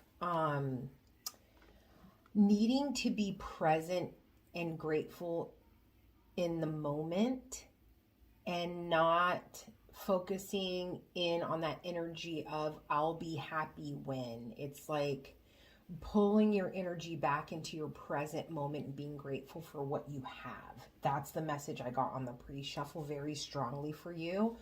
It's like if there's something that you're anticipating or looking forward to, like a new job, a new relationship, something that you've been wanting for a long time, it's like don't let between now and that coming to fruition, don't let that time be something that takes away from you, the joy and your gratitude in your present moment in life, right? And then let's go ahead and get, oh, that one came out fast. Okay, so this is going to be no place like home. And I do feel like that's kind of saying the same thing. So you might need to set boundaries with someone that you live with. But when it says, and this could be someone that you've gone round and round with the same problems over and over and over again. But this is a 3 card. It's about creation. This is a 5 card. So these 2 cards together is like creating change, setting boundaries in your personal space. And then the no place like home, I'm really getting very strong from that card right now about feeling at home in the moment, feeling like you are exactly where you need to be. You don't need to be anywhere else. Everything is working in your favor. So Libra, for the Libra Collective for 2025, can I get, oh, okay. Can I get some, wow, these cards are flying for you. That's crazy. Like more effortless than the other signs. That's a message that definitely wants to come through for you. Oh, yeah. So this is a little bit of a tough kind of thing. So I'm going to put the outcome as the 4 of Wands. So there's a sense of moving towards stability, but the situation is something that is causing some stress and anxiety here. And it has something to do with something disappointing. And I do feel, and this is a card of conflict, I'm feeling more that something has to do with you trying to control a situation when it comes to your stability and allowing it to, it's like overthinking to the max, like just feeling like, it's almost like it's almost like everything feels like it's going to fall apart if it doesn't come through in the way that you feel it needs to. And if it doesn't show up in the way that you imagined it to, you're very much stressing on something in your life. It could have to do with your home. It could have to do with someone you live with, a relationship. Because you have here this 10 of Swords. This is a card of, it's swords. It's about the mind. It's overthinking. It's being stressed. It's running through scenarios over and over and over and over again. So it's like, how do you get out of that space? Let's go ahead and clarify this 10 of Swords. I want to know, what is this overthinking that's happening here for Libra? So you have the Judgment card. That one has some images on there that I can't really show. So with Judgment, it can be a clarity around a situation. It can also be a call to action. I'm feeling like this is an expectation that you have placed on yourself. And this expectation, it's almost like perfectionism, like something has to be exactly right. There could also be you listening to too many opinions, and it's causing confusion here. And I'm feeling like the way out of this mental state is for you to kind of follow your inner guidance. Cut out the noise in 2025. Set boundaries with people. It's almost like you're feeling mentally and emotionally overwhelmed because you are allowing all of this outside noise in, versus just being in the moment and sitting within peace in yourself and listening to that deep knowing. You are allowing way too much outside information to come in. Why is the Judgment here? I'm going to get one more card. Why is the Judgment card showing up here? Yeah, you've got the Eight of Cups. So I feel like it's like this expectation to show up in a certain way or do things in a certain way that would please others. Maybe you're just way too worried about what others think or what they want or what they expect of you.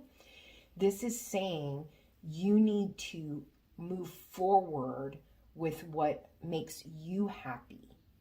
You need to move forward on your own path.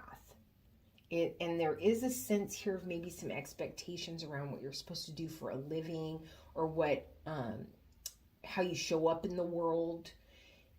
It's like you don't want to disappoint your parents, or you don't want to disappoint your boss, or you don't want to disappoint these other people. So it's like you're trying to be something you're not.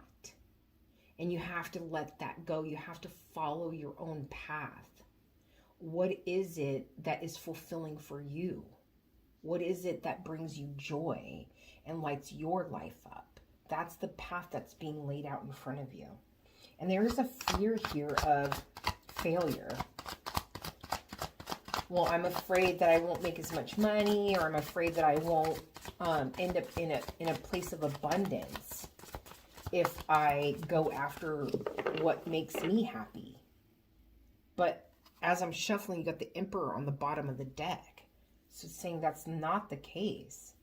It's you stepping into your power and creating something that is fulfilling to you, something that you can be a real leader if you follow that inner compass. There is someone here that is really concerned about disappointing a father figure in their life. And then you've got the Three of Swords here with the Wheel of Fortune, clarifying it. Those two cards together are telling me that you're concerned about disappointing someone or a group of people if you change your mind. It's almost like this commitment that you've made, and it's like you feel like you're not allowed to change your mind. At one point, maybe you were on board with something, but now you're just not feeling it. And you want to go in a different direction, but you're worried about what everybody else is going to think. Yeah, you definitely have to say, this is my life, and I get to live it the way that I want to live it. And I'm sorry if that disappoints you, or I'm sorry if that makes you unhappy, but I have to do what's best for me. And I do feel like you're going to be pleasantly surprised with the response that you get. You've got the High Priestess here also clarifying this. And to me, that's you intuitively, you know the direction you need to go in. You have to trust it. And you have to set boundaries. Because you're the person that has to walk, this path. You're the person who has to show up every day in this life that you're creating. And there's a sense of you needing to empower yourself to be strong enough to speak your truth. And this is someone who's very, whoever this message is for, this is someone who is very afraid, a lot of anxiety around doing something that might disappoint people. Why is the Five of Wands here? The Five of Wands here is for the Hermit. The Hermit has been coming out almost every single sign. So it's like there's this internal conflict about which way to go. Five of Wands is about conflict, but a lot of times it is an internal conflict. And there is also a sense I'm getting from this card here. I'm getting from this Five of Wands of you not knowing who really is on your team. It's you're someone who has a lot of people in your energy. And you don't know who's being authentic with you, who really has your back. And again, the advice here is to trust your intuition, trust your inner guidance. It's trying, there is a message that is trying very hard to come through for you. And it's like you're keeping so busy and you're allowing all of this outside noise, and it's stopping you from hearing clearly, from getting this message. And I almost am getting, there's this feeling of someone like playing a game, like a kid's game, like a game of Red Rover, and being concerned about not being picked for the team that you want to be on. You're worried about not being selected. It's like, if I show up in this way and I go after what I want, they're not going to pick me. I'm not going to be welcomed into the fold, is this feeling I'm getting from these two cards together. That's very, I'm going to get one more for that. Why is the Hermit here with the Five of Wands? You've got the Knight of Pentacles. That's telling me that you, not only will you be selected for the correct, the environment you belong in, but it's a slower road. It's something that is going to be very stable long term, but it's not going to happen as quickly as you would like it to happen. And there's going to be a lot of space created because of the time it takes for you to accomplish what you need to accomplish. There's going to be a lot of room for people to try to come in and get you to doubt your decision. It's like, because it's like the rewards aren't going to show up like real fast. Like, it's like, then those naysayers are going to be like, see, I told you so. I told you that you should have done X, Y, and Z. But you have to stick to your path. You have to stay vigilant. You have to believe in yourself. And you have to lay the groundwork and do the work. There's a it's almost like I'm feeling over here with this energy, this get rich quick scheme type mentality. It looks good on the surface, and that's interesting because in your pre-shuffle, I did see the card, all that glitters isn't gold. So there's something that looks very attractive, but it's like there's an inner knowing that you have that is like, that's not the right path for me to take. And it's telling you, stay true to what you know internally is this longer path, something that is going to take way more time, but it is going to be way more stable. This is like in and out real fast. It's going to leave you feeling lacking, like you're going to feel lacking. This is going to compound that sense of insecurity and not believing in yourself. So you have to stand strong, set boundaries, and say, no, this is the path that I'm going to take because I know that this is the right path for me. And then you have to be willing to go through the parts, the lulls of the journey. You have to be able to say, you know what, this is part of the journey. I'm just not there yet. And be okay with that. Why is the Four of Wands here? It ends up being a very stable and lucrative situation for you. You've got the Moon and the Hanged Man. I'll show you those cards. You've got the Moon and the Hanged Man with the Four of Wands. So the Moon can be about sticking to the middle ground, sticking to the middle ground path. And then the Hanged Man is all about looking at something from a different perspective. It's almost like I'm feeling your idea of what stability is, your idea of what success is, the finish line that you're trying to get to. It's not what you think it is. It's like there's a journey that you're about to go on, that is going to change your mind about what success is. And you cannot allow what other people's definition of success be what makes these choices for you. You have to allow this process to kind of unfold within yourself to see what you really will. It's like your own truth about what success is. You have to let that come to the surface, but it's with the moon, it's kind of hidden from you right now. It's almost like having blind faith, you know? You're walking towards something that you don't really know for sure is going to pan out or work out the way you think it's going to, but you have to just follow the path anyway. And don't get deterred, don't get distracted by outside influences, outside opinions. Stay diligent. Stay firm in your decision, in your convictions. And be open to a new way of perceiving things. Yeah, you're very strong intuitively right now, especially with this Venus in Pisces energy.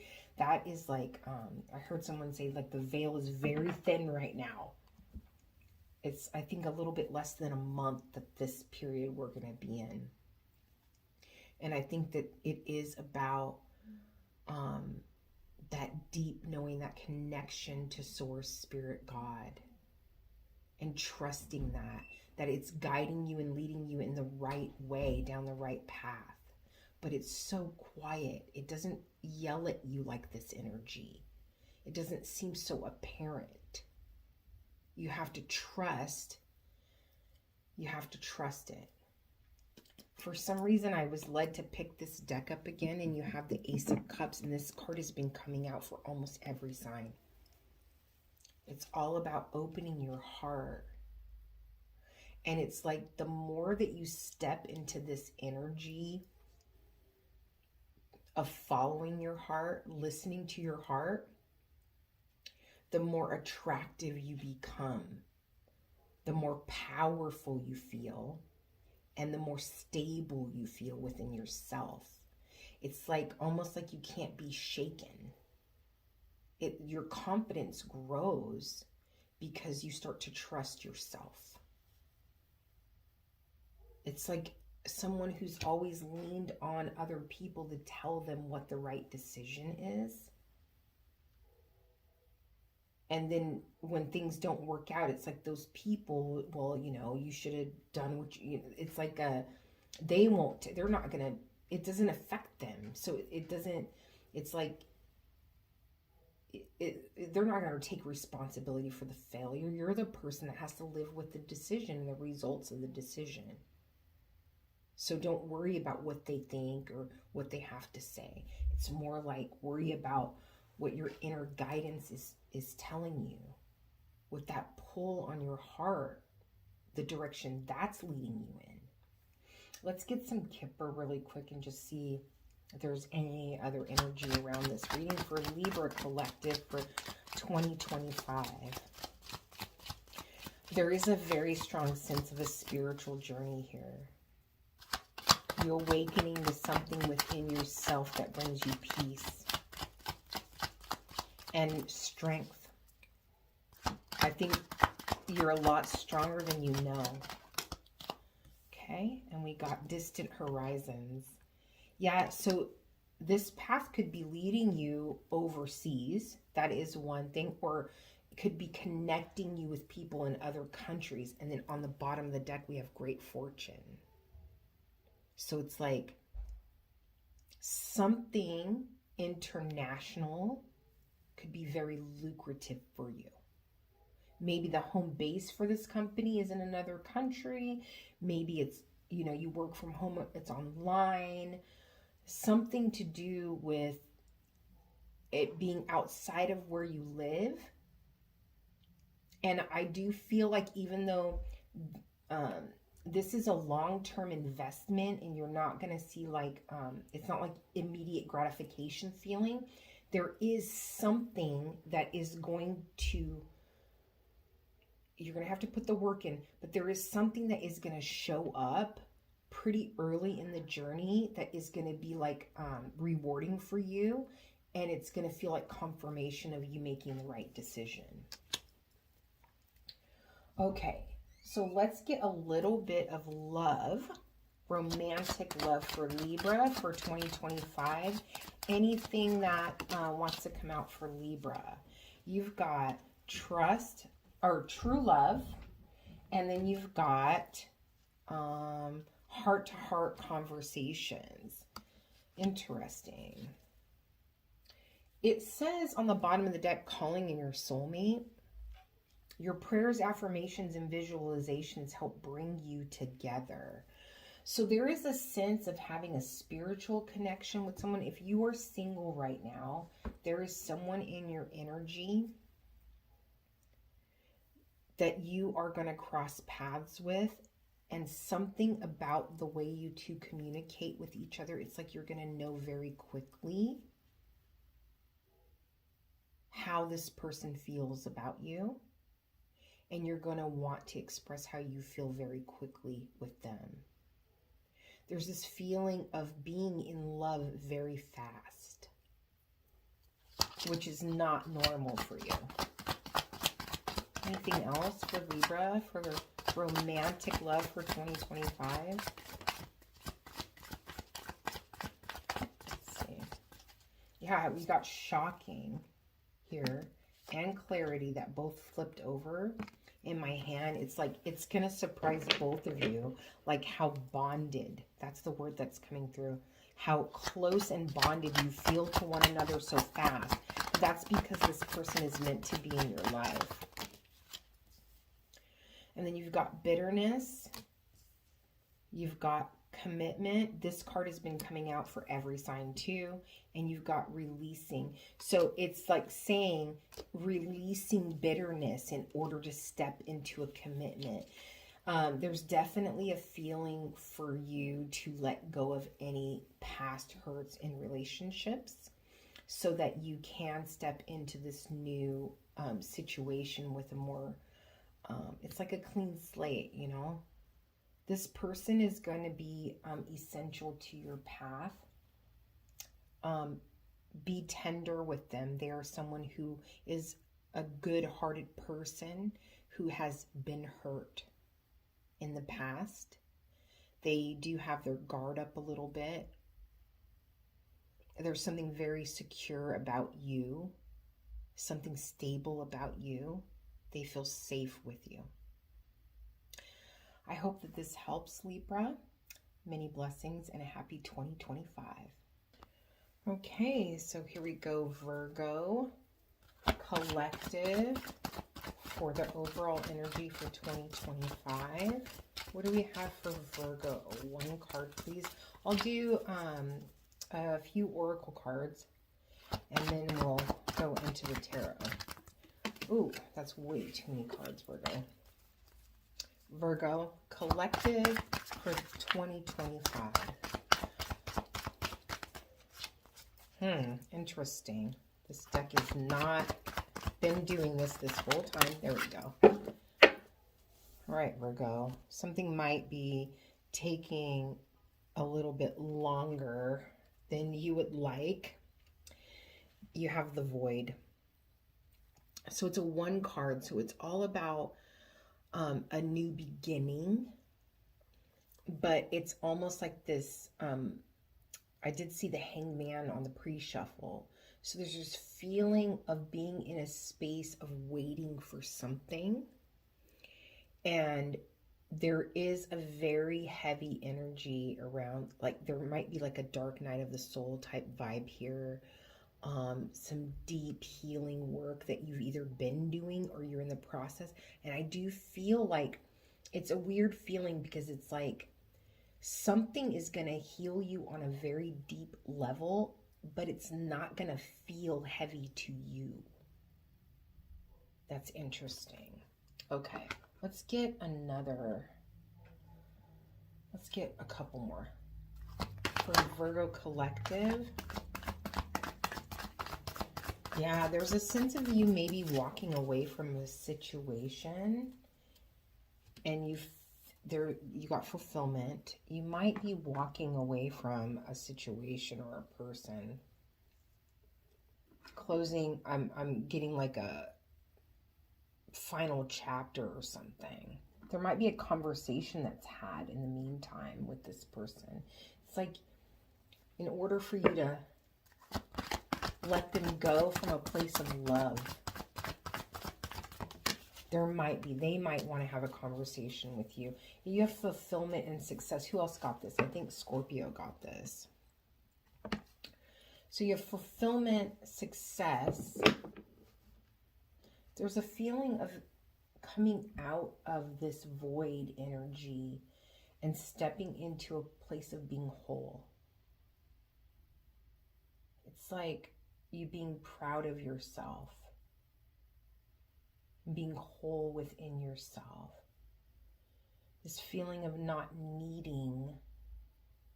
It's almost like someone who has in the past felt like a relationship would complete them, or their job, or like other things were defining who they were.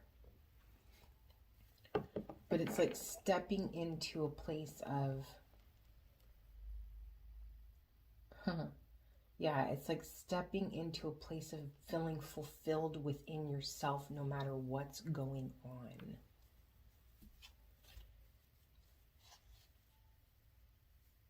Yeah, and this healing that's happening is very deep. It's like something you've carried with you your whole life. I'm just focusing here on this very thick brush, like this very thick jungle.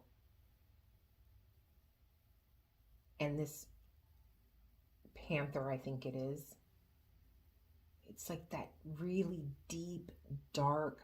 It's almost, okay, there's a feeling of something within you that has always felt empty. A space that you've always been trying to fill. And some type of healing and realization around that feeling of that emptiness, of you trying to fill it with other things. And for some of you, that's filling it with relationship, that's filling it with sex, that's filling it with working too much, being a workaholic, that's filling it with addiction, filling it with people please, like all of these things, because it's going to be different for everybody. But it's like healing that emptiness and filling it with fulfillment. It's like satisfaction, contentment is what I'm feeling. It's like that's not there anymore. That hollow feeling is not there anymore. Okay, let's see what Tarot wants to bring out. That's just intuitively what I'm getting from those cards. Let's see what the Tarot has to say for Virgo collective. Overall energy for 2025. First card out is the Hanged Man. What did I say? Interesting. Something taking a while. Something has been taking a while. Look at that. And then you've got the Five of Pentacles. That's that lack, that void, that feeling of not being fulfilled. And this King of Swords in this deck is my card of very deep healing. This is my card of someone who's doing inner work, but they're starting at the messiest part. They're shining light on the deepest, darkest parts of who they are as a human being and what they've been through, their pain. How they've learned to cope with their insecurities and their shadow side. Anything else? What's the advice here? Oh, you've got Judgment, which has been coming out a lot too. this is a soul reading for you, Virgo. Your soul is ascending, transforming, leveling up, however you want to say it. There's a big change in you, but it's weird because it doesn't feel like this dramatic thing.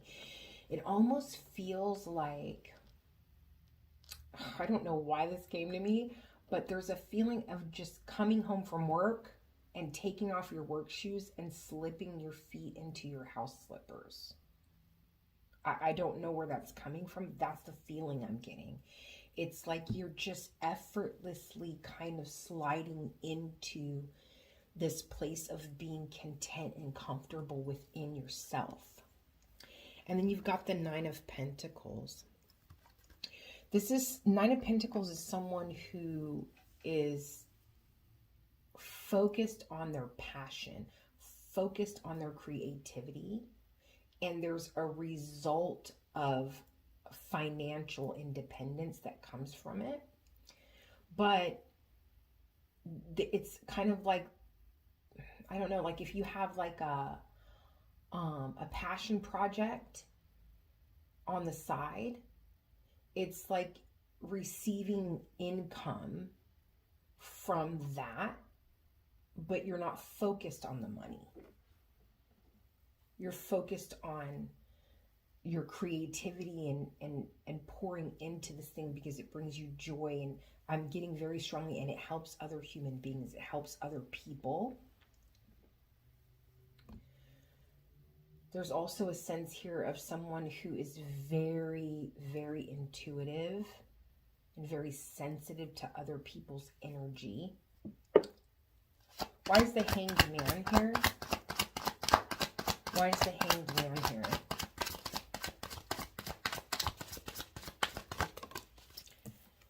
You have the Knight of Swords. So that's interesting because this is a card of action, right?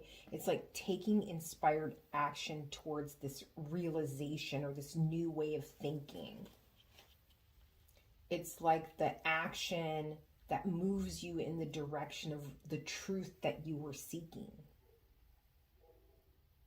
So what this is telling me is that you've been in a place of the Hanged Man energy. You've been in a place of the void.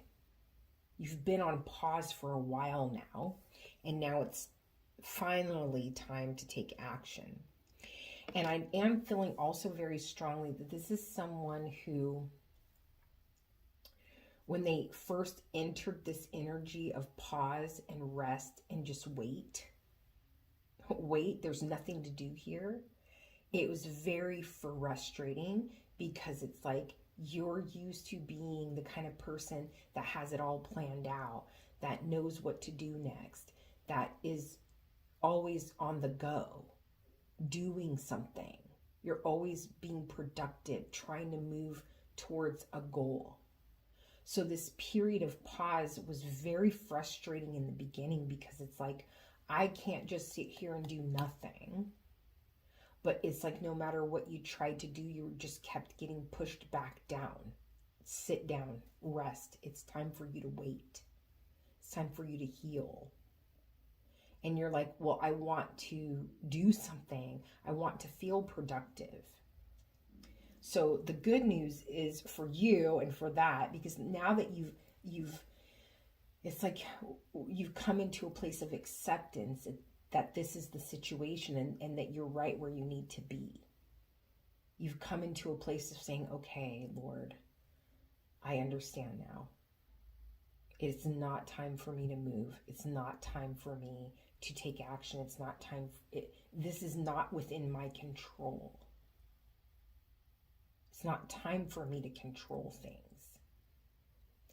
I feel like that energy, once you accepted it and you sat in it and you were okay with it, it's like now, it was almost like something was being prepared. So it didn't matter if you took action or not, because the thing, the journey, the path was not going to open up. It wasn't ready for you yet. It wasn't the right timing. but now you're stepping into a place of, it's kind of like, you know, you were put on pause and now it's like, okay, now it's time. Everything else is lining up where it needs to be. Not in this moment. There's a little bit of time left, but you're going to be able to take action very soon. Okay, and then why is the Five of Pentacles here? Oh, yeah. Look at, you've got the Ace of Cups along with the Five of Pentacles. That's that feeling, that void, that emptiness being filled, and not just filled, overflowing. It's the end of this lack feeling, of that not feeling fulfilled within yourself. That's over and done. You're moving forward in a way of, it's almost like an acceptance of being okay no matter what happens. Being able to navigate and make decisions moving forward, not based on fear, not based on, I have to make sure that this happens, I have to control everything, because if not, it's all going to fall apart. That's not the way you're approaching it anymore. That void being filled makes you not have that sense of urgency anymore, that you have to do it all. There's this feeling of, everything that's meant for me is going to come to me no matter what I do. This is more of an energy that you're stepping into, of drawing things to you.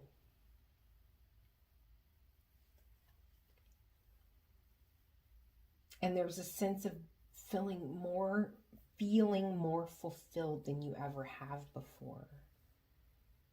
There's joy, there's fulfillment, there's confidence, there's security, and that's the big one. There's a very strong sense of security within yourself. Why is Judgment here? Why is Judgment here? You've got the Queen of Swords. So it's like a wake-up call, a realization, a truth, and you seeing it very clearly.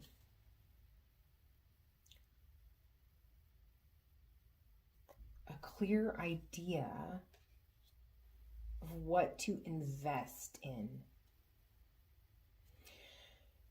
There's a feeling of a calmer mind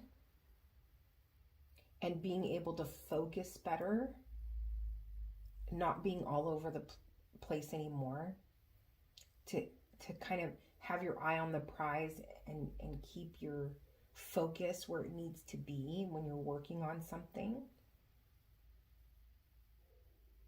I'm going to get one more. Why is this Queen of Swords here with Judgment? You've got the Hermit. The Hermit has literally been coming out for every single sign. I think every sign I've done had the Hermit. Now, the interesting thing is that's your card. So there's a strong sense of power of you following, letting your heart guide you, being very clear mentally. It's like having full clarity on where you're going. And it's because of this really dark night of the soul.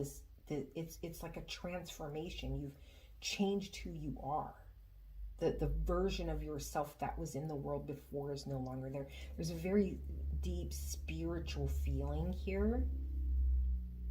It's almost like balancing your spirituality with your 3D world. I'm hearing there is a call on your life. There's a call on your life, and it has something to do with helping other people see the truth in something. Helping other people have clarity. On a side note, maybe helping other people come to the realization of what their purpose is in this life. Wow. There's some, I have chills everywhere right now. There is something very,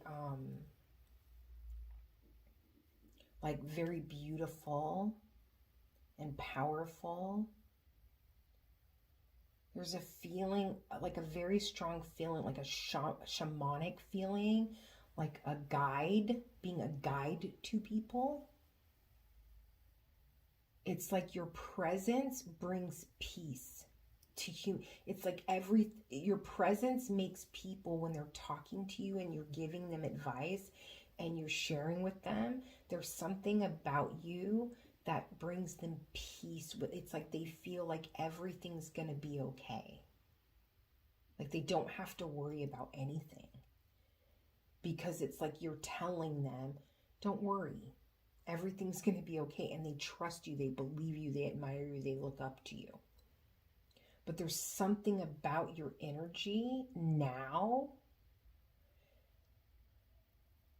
that is so confident and so nurturing and so comforting,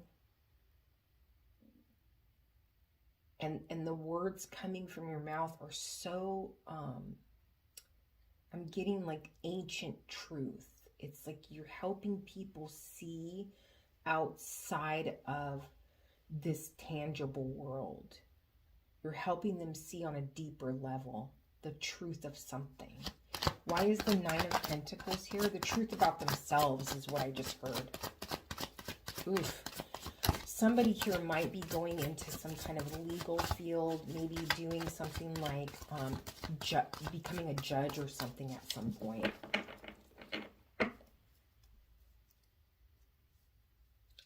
Why is the Nine of Pentacles here? You've got the Eight of Pentacles with the Nine of Pentacles. So the outcome here is that you're being recognized by pouring yourself into this passion project, into your creativity, investing in this thing. You're being recognized. It's almost like this. I heard honing your skills. But there's this sense of being the go-to person for this.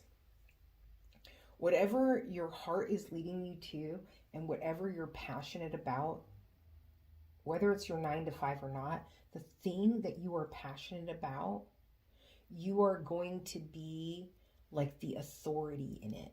People are going to come to you for you to guide them with this. And I have a feeling it has something to do with them doing the work on themselves to come out of like either bad habits or to get rid of things in their life that are keeping them from their purpose. Whatever that might be, in whatever way you're doing it. That is so interesting. I'm going to get one more for this 9 of Pentacles and this 8 of Pentacles. Can I get one more? For me, this is kind of the reading so far that is feeling very like Hierophant. Like very much like this guide between the spiritual world and reality for people. This spiritual authority. I haven't felt that yet. Yeah, and you see, look at, you got Justice here. So it's like, and it's because you're fair. It's because you're able to see both sides of a situation. Maybe you're stepping into like being a mediator, a counselor, a therapist of some kind, mediating between two parties, helping resolve issues with people. Okay. And it's like, by you being involved in whatever this is, it's like you know how to, how do I say this? You know how to make sure the outcome is the greatest good for everyone involved. It's like you see that clearly and you're able to help everybody around you take steps, or whoever you're you're mediating with, or whatever the situation, it's like you're able to say, okay, if you do X, Y, and Z, and you do X, Y, and Z, and then, you know, if whatever, then this is the outcome that is going to be fair and positive for everybody and help everybody out. Huh, that's so interesting. This is definitely a different kind of reading compared to the other signs. Okay, we'll get Kipper here. This is for Virgo Collective for 2025. Virgo, you have something powerful that you are doing in this world. And I got the chills again. Like, I just feel there's something very spiritual, a deep spirituality here. Yeah, it's something about you being a very important person in your community, helping your community. Maybe you're creating a community of people.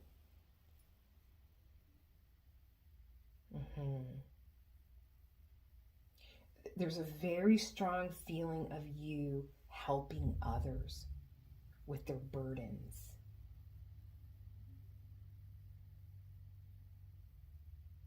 Okay. Well, that's beautiful. I mean, this is beautiful. And I keep just getting chills everywhere. There's something very powerful about your journey right now. This year is going to be a powerful year for you. Okay, let's take a quick look at love. This is for the Virgo Collective, romantic love. Anything important that they need to know about the romantic love life in the year of 2025? For the Virgo Collective, one card, please. See what wants to come out. I keep getting this feeling from that community card of you helping people who do not have resources, whatever that might mean. So here you have stay optimistic about your love life and retreat. It's time to disconnect from the world. When I see that, what I think that is saying to me is make sure that you're not in a negative Nancy mentality about love. Okay, like, don't expect this next relationship to go how they've always gone. Don't expect that, because that's not helping anyone. And then the retreat, I feel like there might be some kind of pattern of you retreating, pulling away from connections. It's almost like you're very quick to cut people off in a way. And I feel like this is saying, if you can kind of change that mindset, be more optimistic, and give people a little bit more time to show you who they are, that you got to do something different in order to get something different, is what I'm getting. And the hard part for you is that you're comfortable. You're completely comfortable being alone. And so it's like no skin off your back kind of thing. You know what I mean? But that isn't going to give you a fulfilling relationship in the end. And that's if you want one. You don't have to have a relationship. You could go on this spiritual journey all alone and be fine. You really could. But there is a feeling, it says trapped and shocked, or shocking. I feel like that's that being trapped by that old mentality and that old pattern in love, that you would be very pleasantly surprised when you change that, how it turns out for you. I'm going to ask if Virgo wants a relationship. Number one, that's got to be the first condition. If Virgo wants a relationship, a committed long-term relationship, and they change this negative expectation of what relationships are, and they can kind of open up a little bit more, what would the end result? Well, that was fast. What would the end result be? The Nine of Cups. It's like you're going to be fulfilled everywhere else in your life, You know, you're going to be fulfilled everywhere else in your life. You're going to be successful. This is the only area, this before the Nine of Cups is the Eight of Cups. You have all these things around you that are fulfilling. You're content within in what you're about, this journey you're about to go on. You're passionate and you enjoy this solitude. Like, I feel like there's nothing missing, except if you want a partnership, the energy is here for that possibility for you, that ninth cup, you moving from that 8 to the ninth cup. And then that person bringing in the 10 of cups for you. It's like the piece of the pie that's missing and can kind of elevate you to an even higher level is if this is your scenario of you cutting people off very quickly and having a negative attitude towards relationships. If you can change that mindset and get out of that trapped energy, there is the possibility for you to have the energies available to you, for you to have a fulfilling relationship with someone that brings you joy, that allows you to show up in a way for a person on an intimate level at a depth that you've never had before. And then it's like all of the pieces of the puzzle are there now. Okay, and then you have the sun on the bottom of the deck. It's all about liberating yourself from something, stepping into the sunlight, feeling that sun on your skin. So Virgo, I hope this helps and that you have a fantastic 2025 and many blessings. Okay, here we go. Leo Collective for the year of 2025 overall energy. We've got patience. 36 card. That's a 9. Look at that card. Look how beautiful that is. Patience. There's a feeling here of you. Number one, patience is not something that I feel like you're known for. But I feel like you've been being asked to be patient in a situation.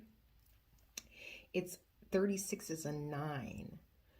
So it's almost like patience is a virtue, that feeling. Patience being you being rewarded in a way for not taking the easy way out. And I don't know why I said easy way out. It's like there was a shortcut that was available to you and you chose not to take it because you knew that being patient and waiting for another opportunity or a different door to open was the right way to go. Okay, let's see what else wants to come out. Your fulfillment. This literally, I already shuffled these cards. So this literally just came out for Virgo. A sense, so it's almost like your patience, it's like you're feeling more fulfilled because you were patient. It's like if you had taken the shortcut, it's almost like you couldn't have felt this to the degree that you are going to or that you are now. See what else? One more. That's too many. I just think that circular door here is very interesting. There's something about expansion, and poised is all about, especially in your career, this is all about like being powerful. It's almost like you've taken the time to gather the strength. It's like, I don't know how to explain this. It's almost like, okay, if I was to hand the keys to like a really nice car, a very expensive car, to a 16-year-old, that's the shortcut, versus handing it to someone who had worked really, really hard for it, and they finally get the keys at, like, let's say 35. It's like the sense of appreciation and the reward that you're feeling is so much better. Yeah. And there's a sense of a trophy. There's something about this card that's making me think of a trophy being handed to you. Yeah. There's a... I'd be really surprised if the Strength card doesn't come out, because there's a sense of you really wanting instant gratification, but you controlled yourself and you patiently waited for the bigger reward in this situation. Okay, so what, and if that hasn't happened, it's advice. If that's what's going to happen to you in 2025, that's advice. Remember that the shortcut is not going to pay off. Ooh, you got the two queens that came out just now, back to back. That's interesting. What else for Leo collective for 2025? Man, you and Libra, the cards have been speaking. Oh man, you got something real crazy going on here. It's good. It's crazy good. So you've got this very attractive, powerful, leadership kind of energy around you.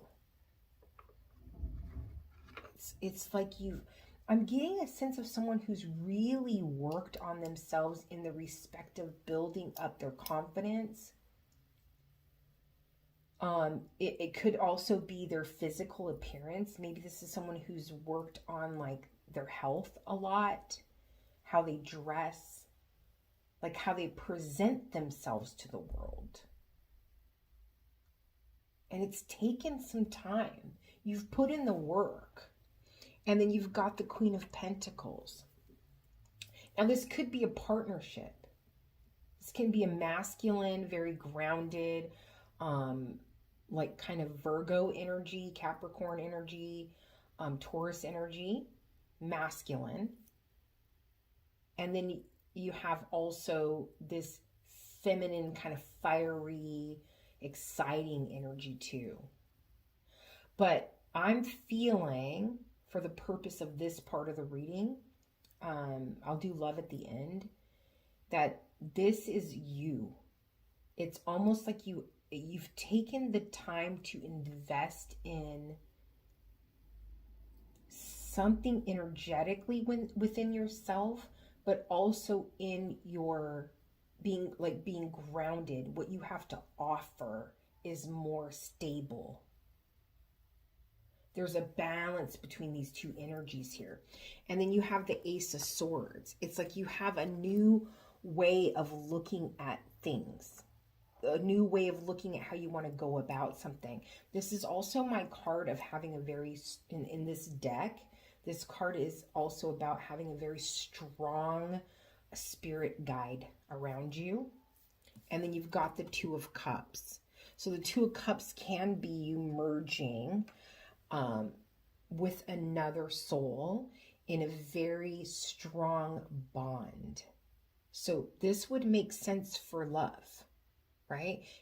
If that's the case, then this is about you being patiently waiting for the right person to come into your life and not settling.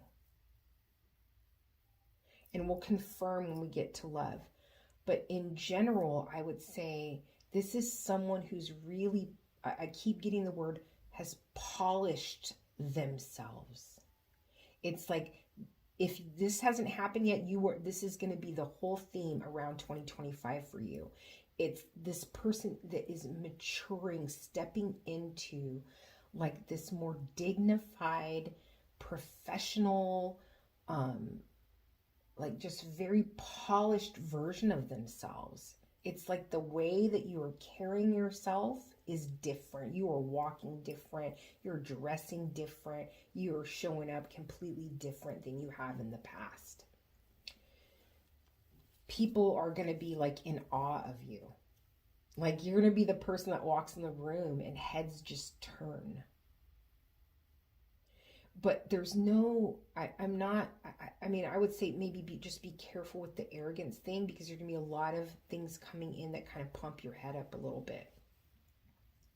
So don't get too lost in that. And then you have almost like you've been, it's almost like you're being gifted like some kind of secret knowledge in some way. I'm getting like a kind of a recipe for something. And the outcome is this two halves becoming, or two halves becoming one.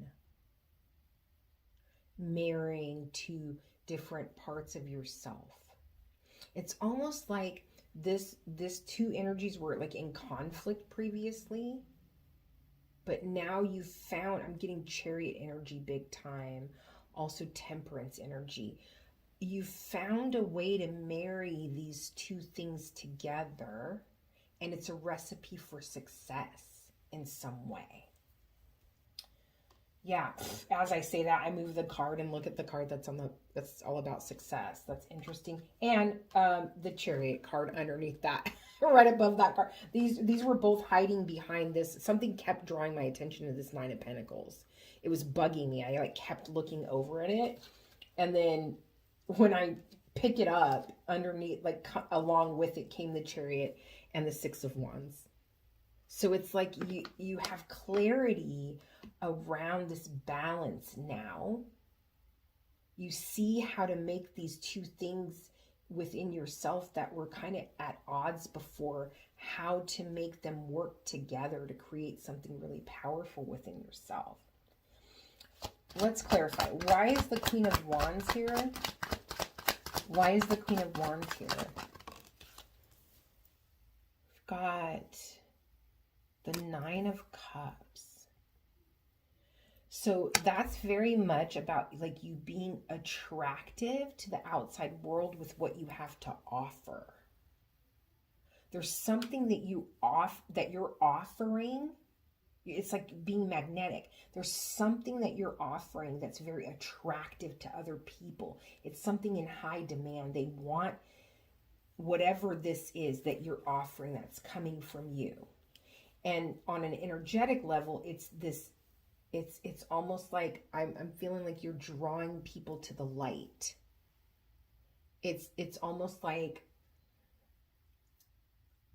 they can't, maybe they can't even explain why they're drawn to you.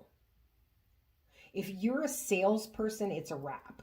No one's going to be able to say no to you.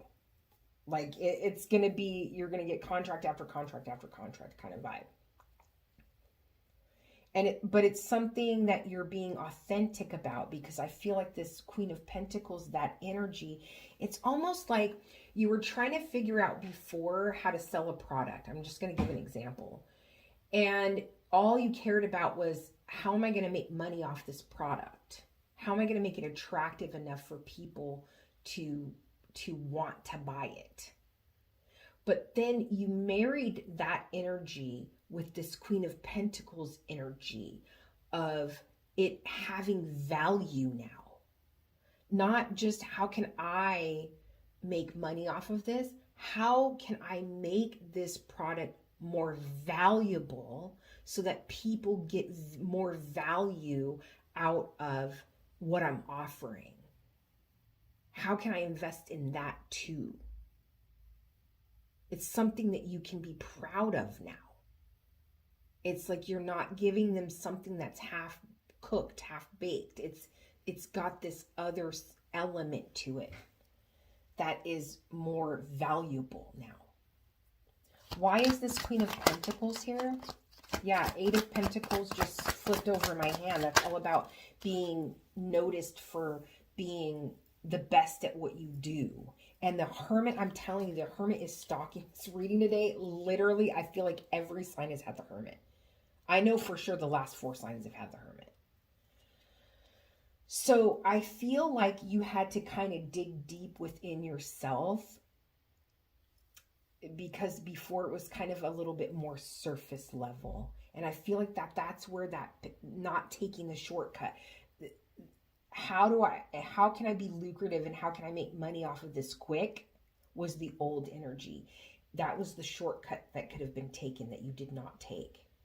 You're finding that it's more fulfilling to have someone that you're, that is, I'm going to keep going with the product thing, that when your customer purchases your product, it's more rewarding, more fulfilling, that what you are handing them is actually valuable to them. It changes, it's like it's meaningful to them. It's something they treasure now. Your focus has changed. So that's where the patience came in. It's like that takes longer to give something from yourself of value. It's easy if it's something that you don't really care about and you could, just hand off all day long without any effort. But there's something about you just being more proud of the way that you're more proud of the end result now, because you can see that it adds value to others. And I feel like I'm not very clear on what this is. It's whatever you are putting in the world. It could be your customer service at work. It could be your, literally you're making something and selling it. Whatever it might be, because it's different people, but whatever it might be, there's this sense of it being attractive and beautiful, but it's not junk. It is valuable. It's of high quality now. There was a shift within you that made that decision, that made that change. Why is the Ace of Swords here? Because you see things differently now.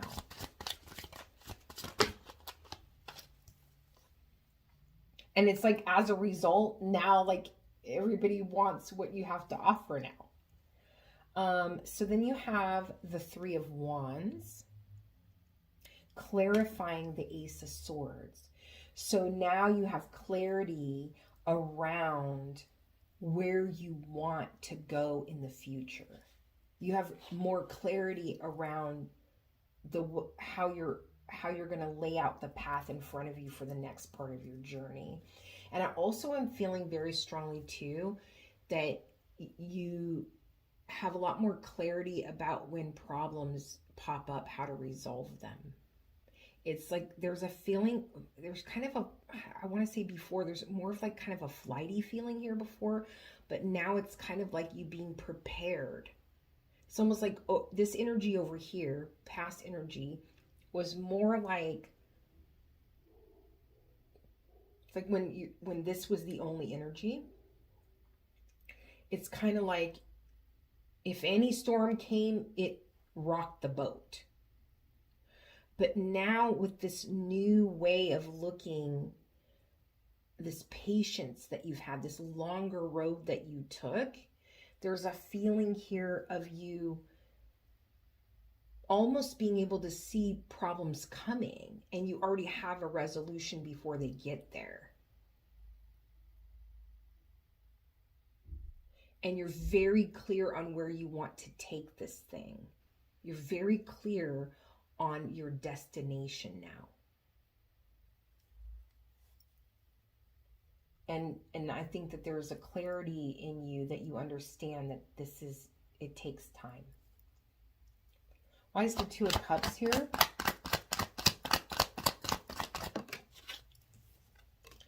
The Two of Cups with the Three of Pentacles. So you might be expanding, is what I'm kind of getting from this. You might be expanding and you might be wondering, okay, so one scenario I'm getting is there's the opportunity for a partnership in work. There might be a group or a business that wants to invest in you or wants you to partner with them. But I feel like you have some hesitation, like, about investing in something outside of yourself, about like kind of losing the ability to make decisions or something like that. Let's get some advice.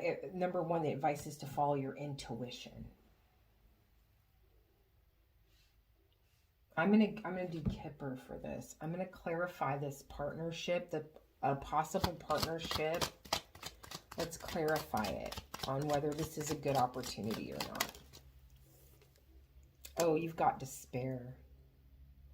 Yeah, it's saying follow your intuition, but yeah, and then false person on the bottom. So what that tells me is trust your gut feeling, have discernment. There is an offer that is going to be coming your way. I almost feel like it's almost like a false offer coming first before something that legitimately is meant for you. It's almost like I don't want to say a test because I don't really like that word, but I feel like it's more like that shiny object that's being kind of, flashed in front of you. Look at how much money we could make. Look at da-da-da. But then right here, on the bottom of the deck over here, you've got this crossroads about poverty. A crossroads about losing financially in some way. And then you have despair. So I feel like you're kind of going to be authoritative in this, and you're going to show discernment, and you're going to listen to your instincts, and you're going to say, this is not the right partnership for me. This is not the right, even though it looks real glamorous and real pretty. Flashy. I get the feeling of someone kind of like what did they used to call those people? A snake oil salesman or whatever it's called. I can't remember the name of it. But it's like a smooth talker, slick kind of person. Two of them coming in and offering you something that looks really good, but it's not. They're there to take. They're not there to enrich you. I'd like to know for Leo, they pass on this, they follow their intuition, they pass on this offer. Will there be another offer that is that Two of Cups partnership? Page of Wands. So that's like something that excites you. This is like a message of that gives you kind of a spark of excitement, energy, makes you curious. One more. Where's Page of Wands here? Justice. So it's kind of like no matter what you decide, things will end up fair for you and stable for you. I think you'll be able to see the truth very clearly in this situation. But I would just say show discernment. Maybe it's better for you to work on your own at this time. But there's something about this Two of Cups. I'm not feeling this energy from the original Two of Cups. I'm feeling it from this Three of Pentacles. It's like, maybe it's saying, and I don't know, this is not being made very clear to me, but there is a feeling here of success is with either you singular by yourself or with one other person in a partnership. It's not with two or more people. That's what I'm feeling from that. Okay, so then let's go ahead and just do Kipper in general for your overall read. I just want to get a couple of these out. What does Leo have to look forward to for 2025? Unexpected income. Yeah. This is a reward. You're being rewarded for, and then look at this, sudden wealth on the bottom of the deck. Your patience is going to pay off in a way that you're going to be so magnetic whatever this thing that you are passionate about, you're going to do very, very, very well this year financially. If you have your own business, especially, if you have your own business, if you're an entrepreneur, be ready for it to blow up. That's what I'm feeling from this reading. Okay, let's go ahead and take a look at, let's do a sneak peek of love, romantic love for Leo in 2025. Let your friends help you. Interesting. Ask for and accept support from others. Let's see. I want to take a look at this card because I want to see.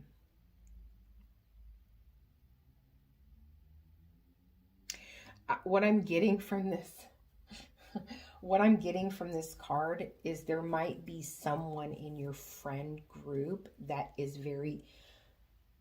that you would not expect. Someone that, it could be a friend of a friend, but it's someone that's been in your energy, someone around you, someone that you've hung out with before, that you would not expect to have a romantic relationship with. But it is the potential of this is someone who adores you, and you may not know that at all. Yeah, they think that you are, I don't know, I just heard the bee's knees. They're enamored with you. They have a pretty big crush on you. Anything else? Yeah, time. And it's interesting, you have a very strong feeling of time and patience and waiting. So this person may not, and then you have beauty. I feel like, number one, this person is waiting for the right time to express how they feel. They're very nervous about it. They're very scared. But I also feel, number two, that they think you're beautiful. It doesn't matter if you're masculine or feminine. They think that you're beautiful, charming, graceful. They love your heart. But I also feel like the timing has to be right. It's not just about them being too nervous to bring this up. The timing for this needs to be right. And this person might be the person that actually supports you in this endeavor. So that's what I have for the Leo Collective for 2025. May you have an excellent year. Many blessings. Okay, Cancer. Oh, so on your pre-shuffle, the message that was kind of coming through here was you receiving a blessing after a chaotic time. So there's something that I keep getting a sense of relief coming through for you. You've got boundaries. So you may need to set boundaries in your life with people this year. Be strong about it. But I'm also sensing protecting your energy more for you. Not just allowing anyone into your personal space. There's a feeling here of you being very intuitive and sensitive, and some confusion around you picking up on other people's feelings, on other people's energy, and mistaking it for your own. That's the boundary that you need to set. You can't help everyone, you can't save everyone, and you can't let just anyone into your energy, especially this year. If you're going to be in a group of people, if you're going to go to where there's a group of people, or if you're going to, even online, you need to do a prayer of protection. And it's not because anything scary is going to happen to you. It's because you're too sensitive at this time. It's almost like I'm feeling like something to do with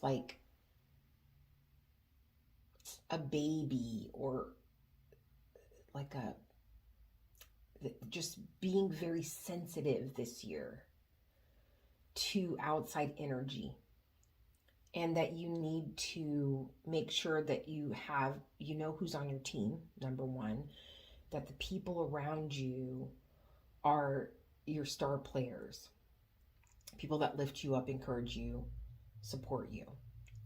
And the reason I think this is because there's something here that there's a journey here that's coming that,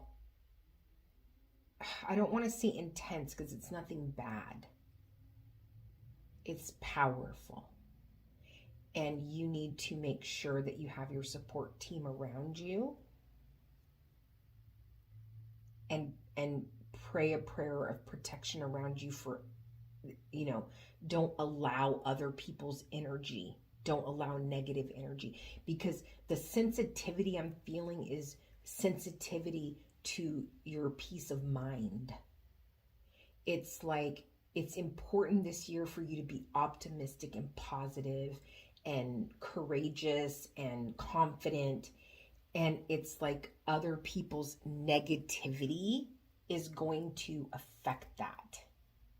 So you got to make sure that you keep that inner circle tight, and that you are not exposing yourself. It's kind of like this. You're doing everything you need to do. You're strong. You got the right state of mind. You're looking at everything optimistically, but then you go and hang out with a group of people for 3 days, and all they're doing is partying and talking crap about other people and being negative. It's going to influence you. It's going to rub off on you.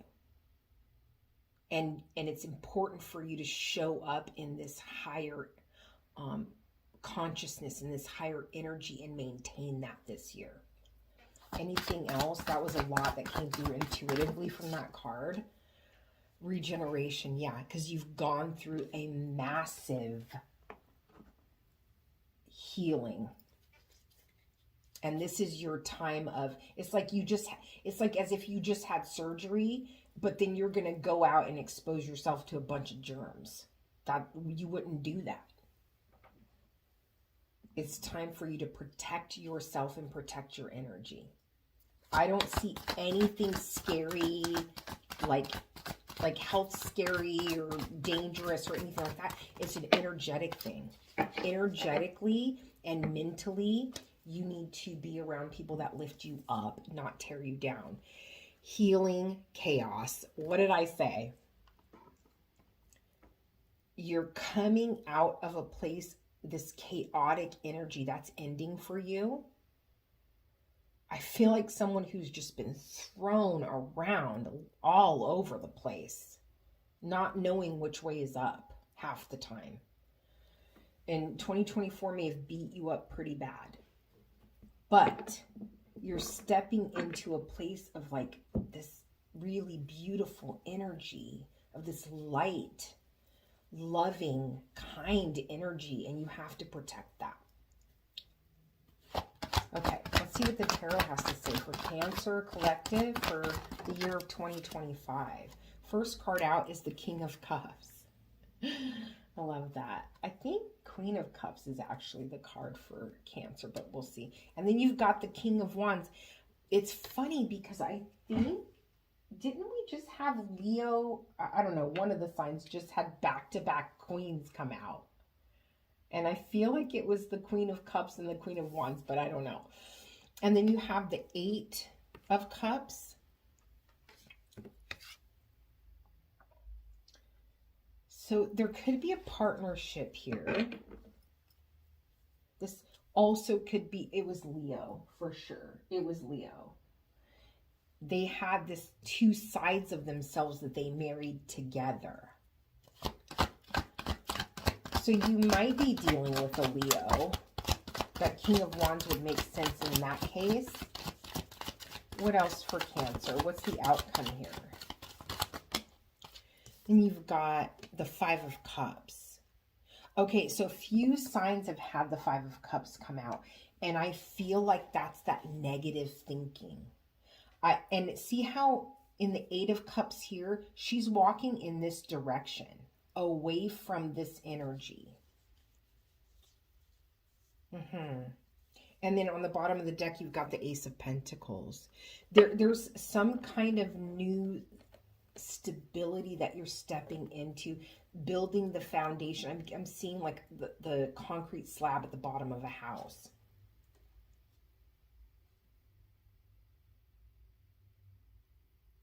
There is something around you,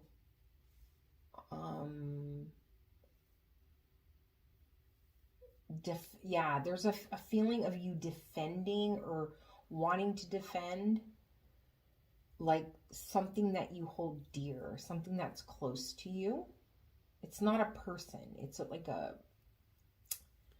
either personality trait or something about yourself that you're protecting at this time.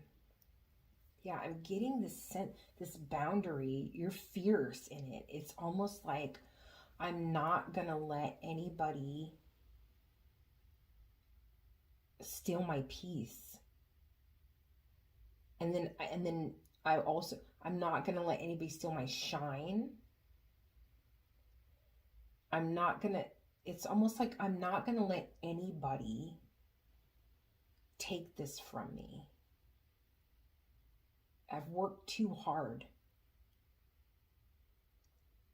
I've worked too hard for this. I'm not going to let anybody take this from me. And there's a stability that you feel. Oh, so I'm not going to let anybody take my sense of security from me. Whoa, okay. Yeah, I'm not going to let anybody take this. It's like you have these two kings, right? So you have this king of emotions. This is emotional maturity. And then you have this king of action.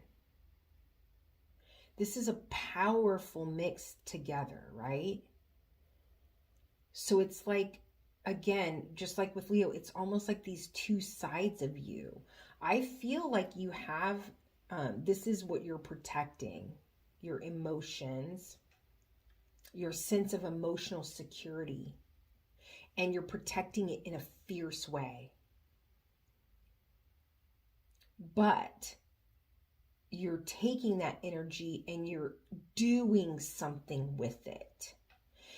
There's a feeling of like that chaos that you've been in. It's like you couldn't get your footing. It's like you couldn't move forward because you were being knocked all over the place.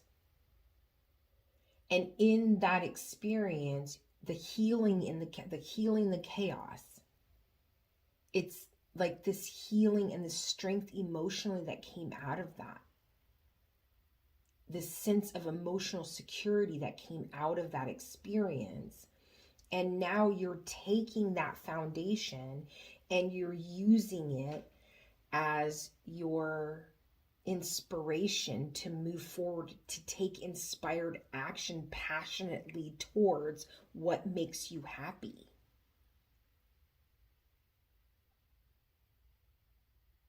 And there's a feeling of you stepping towards what makes you happy. It's weird. In this card, when I was just talking, I'm looking at this card, I saw in my mind her stepping up the further she got along this little pathway, that when she gets right up here, these open up. It's like the whole forest here just splits in two and reveals a pathway that she can't see yet.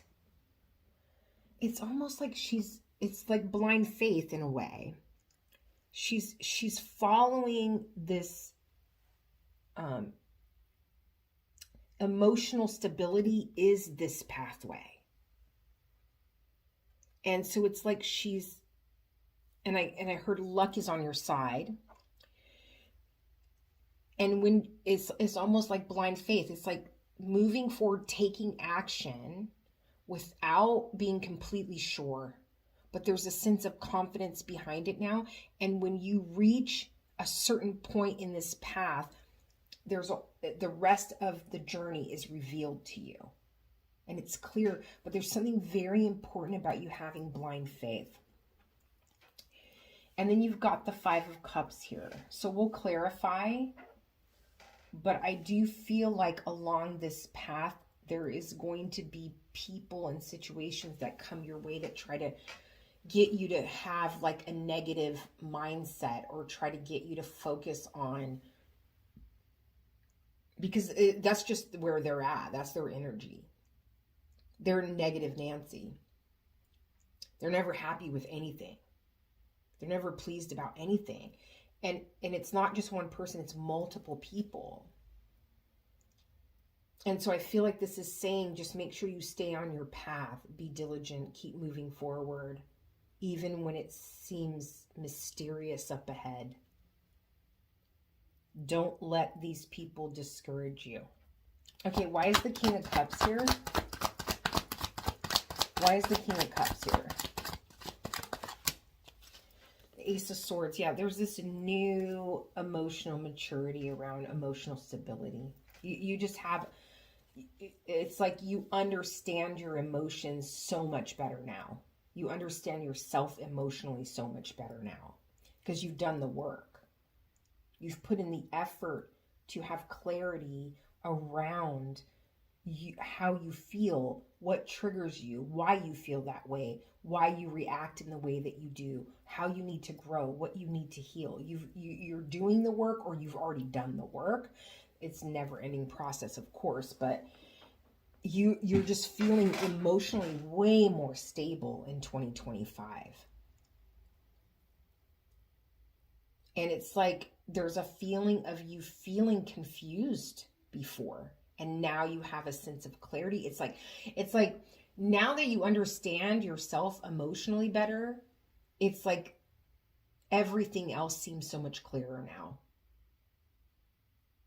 And I get a feeling I'm not, the thing that's coming through is a feeling of I'm not going to put myself in situations or mindsets that make me feel a certain way emotionally. I'm going to trust that my feeling, my intuition, my heart is telling me this is not the right situation for you.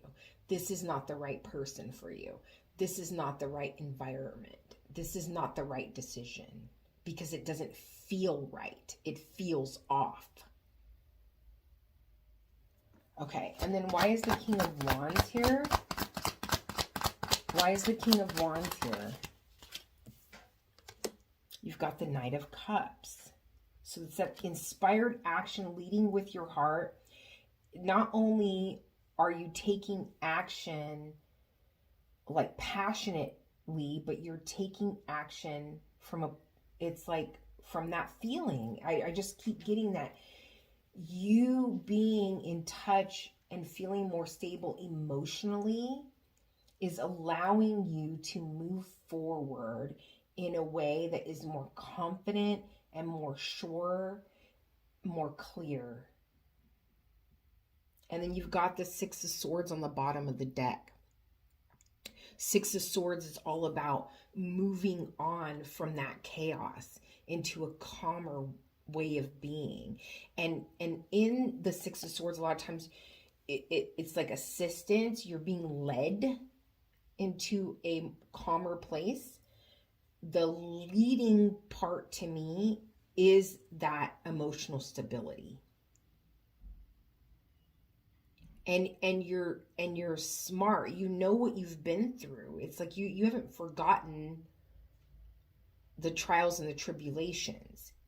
It's like you're more emotionally intelligent now moving forward when it comes to being in situations and being exposed to things. Why is the Eight of Cups here? Why is the Eight of Cups here? Oh, that was a lot. Well, you got the Magician that came out. So that's about manifesting opportunities that bring you joy, that bring you fulfillment. Now, you've got the Devil that also came out. And I feel like this is saying, be careful what you wish for. You got the Queen of Cups on the bottom of the deck. I feel like with the Devil and the Magician being here,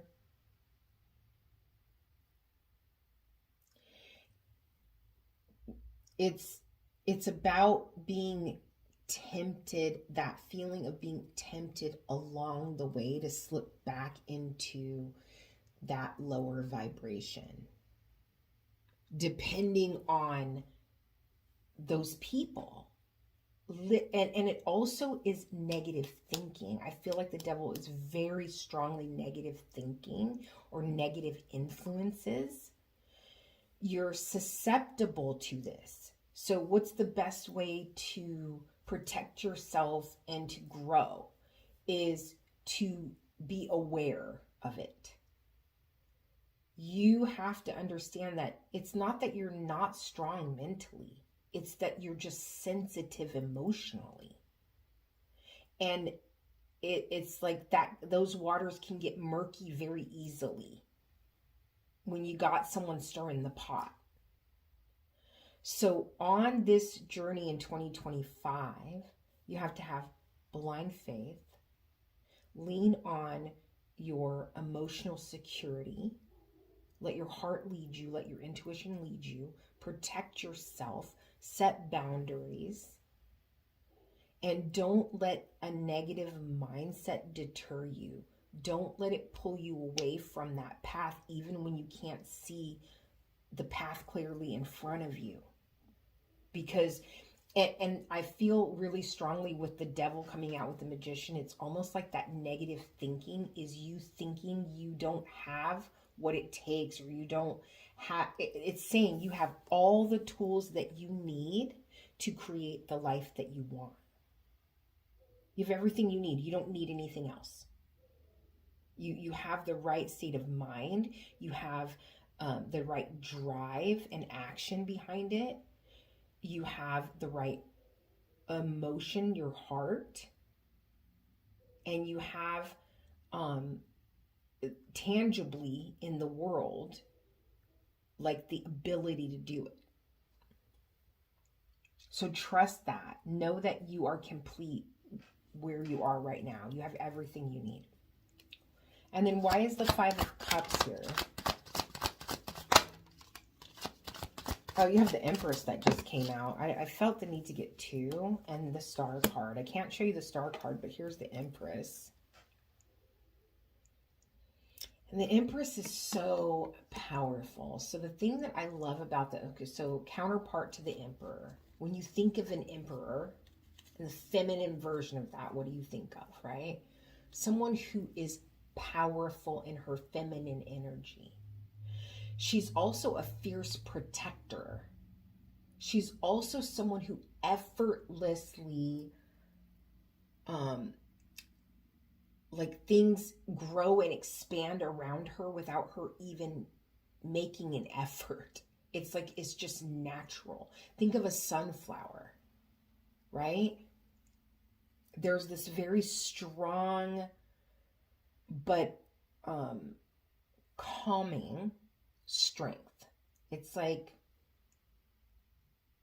the Emperor couldn't be who he is without the Empress. His strength is derived from her strength. So when you think of like a nurturing feminine energy that is protective and fierce and very, very, very lucky, very blessed, that's this energy. And then you have the Star, which is about having hope in the future, having hope, and then also wish fulfillment. So I feel like it's saying that instead of that negative mindset, that you're stepping into a more hopeful energy, and that produces this Empress energy. It's like if you can focus on having a positive mindset and stay in that positive energy and follow your intuition, you're stepping into a power that you've never had before. You're stepping into a very powerful year of creation. But you've got to be mindful of how you're talking to yourself and what you're thinking, what you're saying to yourself. Okay, let's get the Kipper and see if there's anything else that wants to come out for you. Like I said before, there's a very heavy sense of you getting some kind of blessing. I don't know how it shows up. There's like a blessing after this very chaotic time. Yeah, don't be concerned about poverty. Stop overthinking. Get out of that poverty mindset. I feel like that's that negative thinking of you thinking you don't have enough. You have everything you need. Everything you need.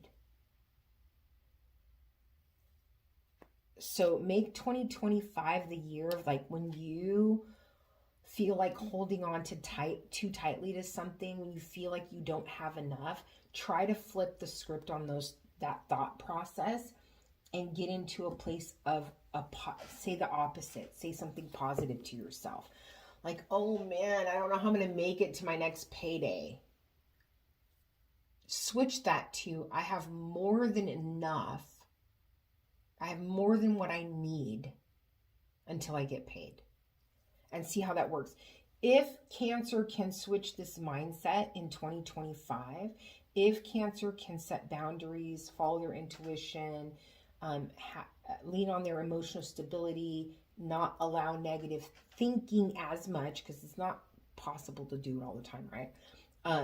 What is the reward for that? Like what will change in their life in 2025? Indecisiveness. You feeling like you're juggling. You feeling like you don't know which way to go is what's going to change. You're going to have clarity. If you can, it's like, I almost feel like you're frustrated with being stuck and you're frustrated with not knowing which way to go, but the negative talk is what is keeping you in that space. The clarity will come. This Empress energy will come if you can focus in a hopeful, positive way. Let's get a little sneak peek for Cancer for romantic relationships in 2025. Anything that Cancer needs to know around their romantic relationships in 2025. We've got playfulness. It's time to let your inner child out. Let people see that silly side of you. And I do feel like you are, I don't know, there's a feeling here, the way that she is looking at him. It's almost like this feeling of being smitten. Yeah, it's like maybe this year you find someone that really gets you. That you really, this person's at a distance, could be at a distance. And that could make it not so easy because if this is your story, then you're going to meet someone at a distance and it's going to be very difficult for you guys not to be together. Being patient on physically being together might be hard. But there's a feeling of you attracting someone in that you just feel at home. You just feel like they get you. They're your person for sure. And if you're currently in a relationship, then I would say just be more playful with your mate. Focus a little bit more on having fun together and being silly together and going out and doing things that bring both of you joy.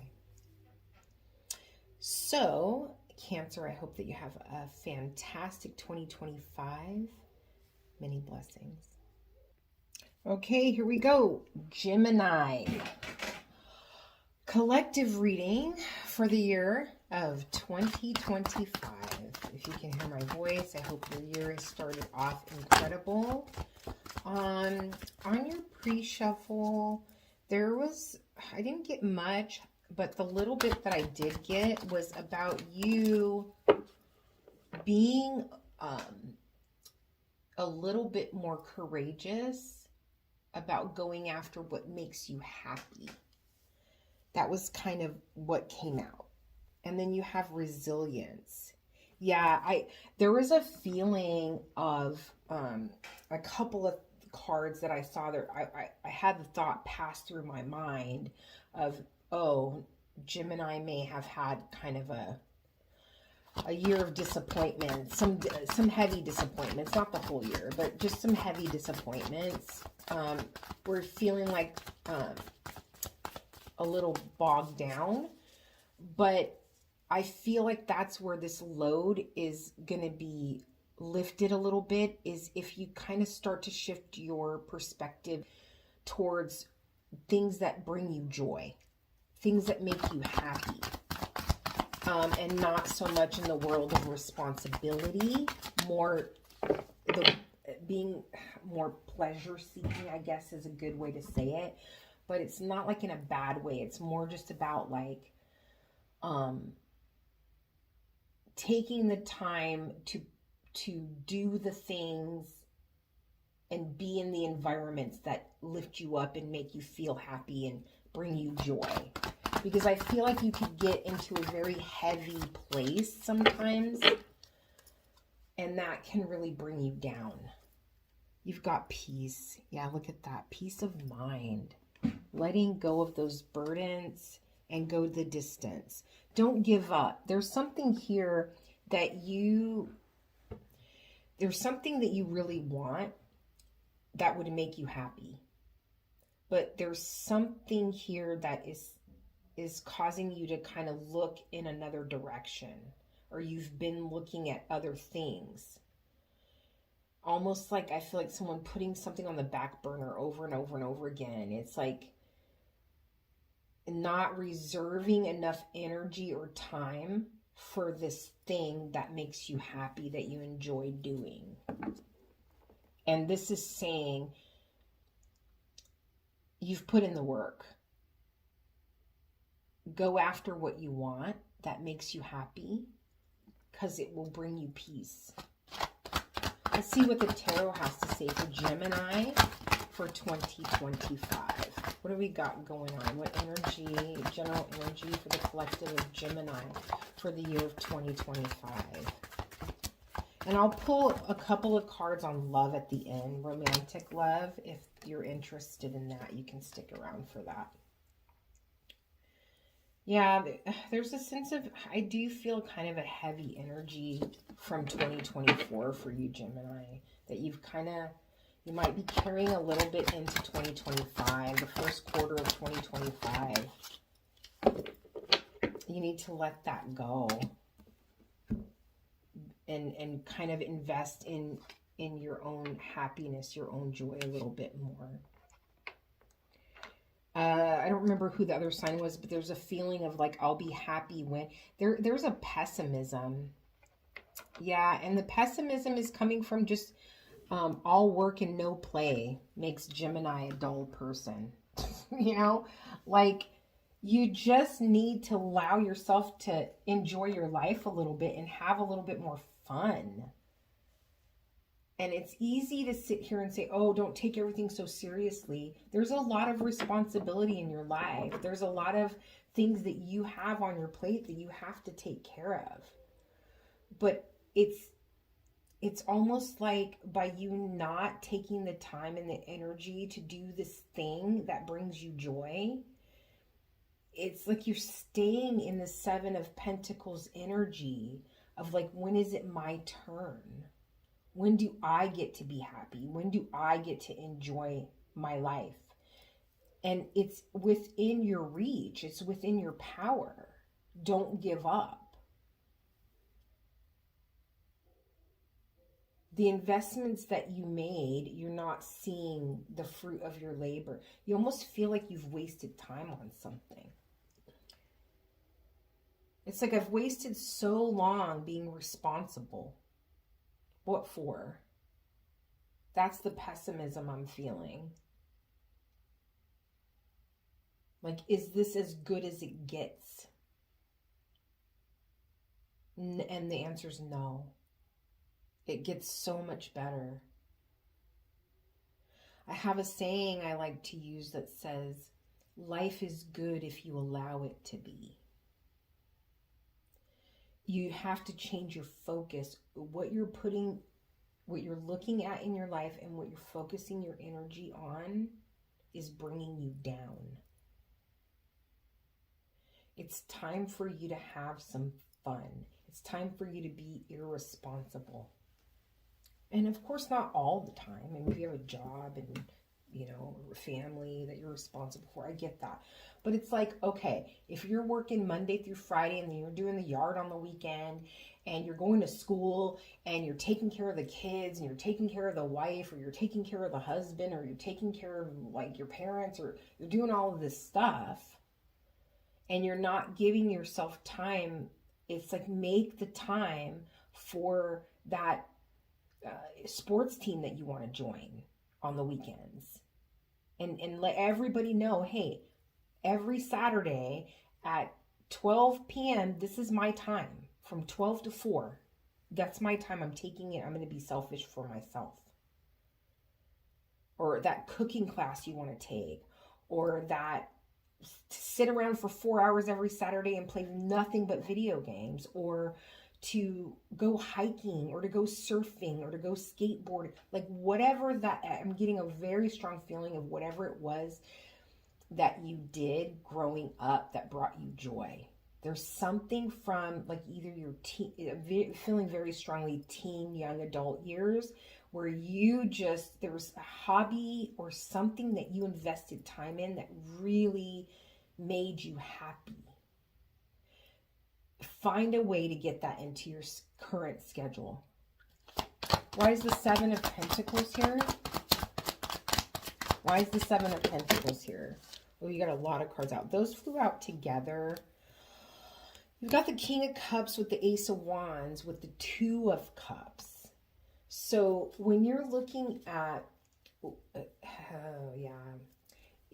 it's like when you're looking at questioning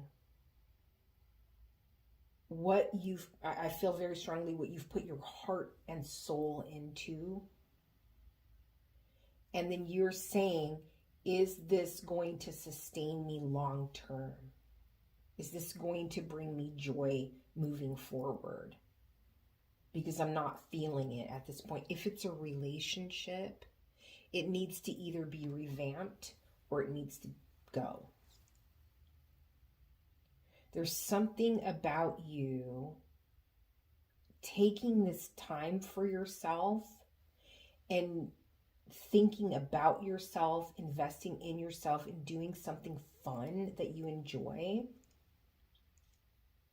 that brings a lightness to your life. It's like getting back in touch with your authenticity in a way. It's like it's almost like there's a feeling of getting back in touch with like your child self, your younger self. There's a joy, a spark that you've lost along the way. You don't feel excited about things that you used to. I want to get one more for this, this Two of Cups.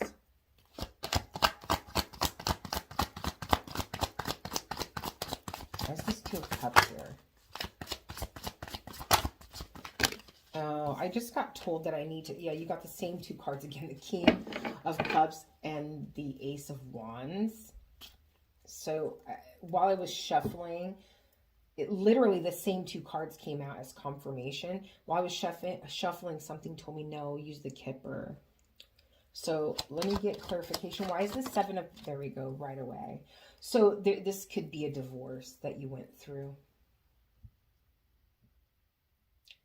you could have some kind of legal responsibilities as a result of a relationship that you are now feeling like you wasted all of that time. Why did I waste all of that time to end up here? So there's a sense of you investing in something. It doesn't have to be a marriage. That's just a storyline that's coming through. But there's something, a sense of responsibility that you've invested in wholeheartedly over a period of time that you feel at this point was either a waste of time or you're questioning if it's going to fulfill you moving forward. Because you have adjudication coming out with the Two of Cups. I'm not feeling that it necessarily has to be a relationship. It's your relationship to something that you were committed to, something that you gave your all to. And it's drained you in a way.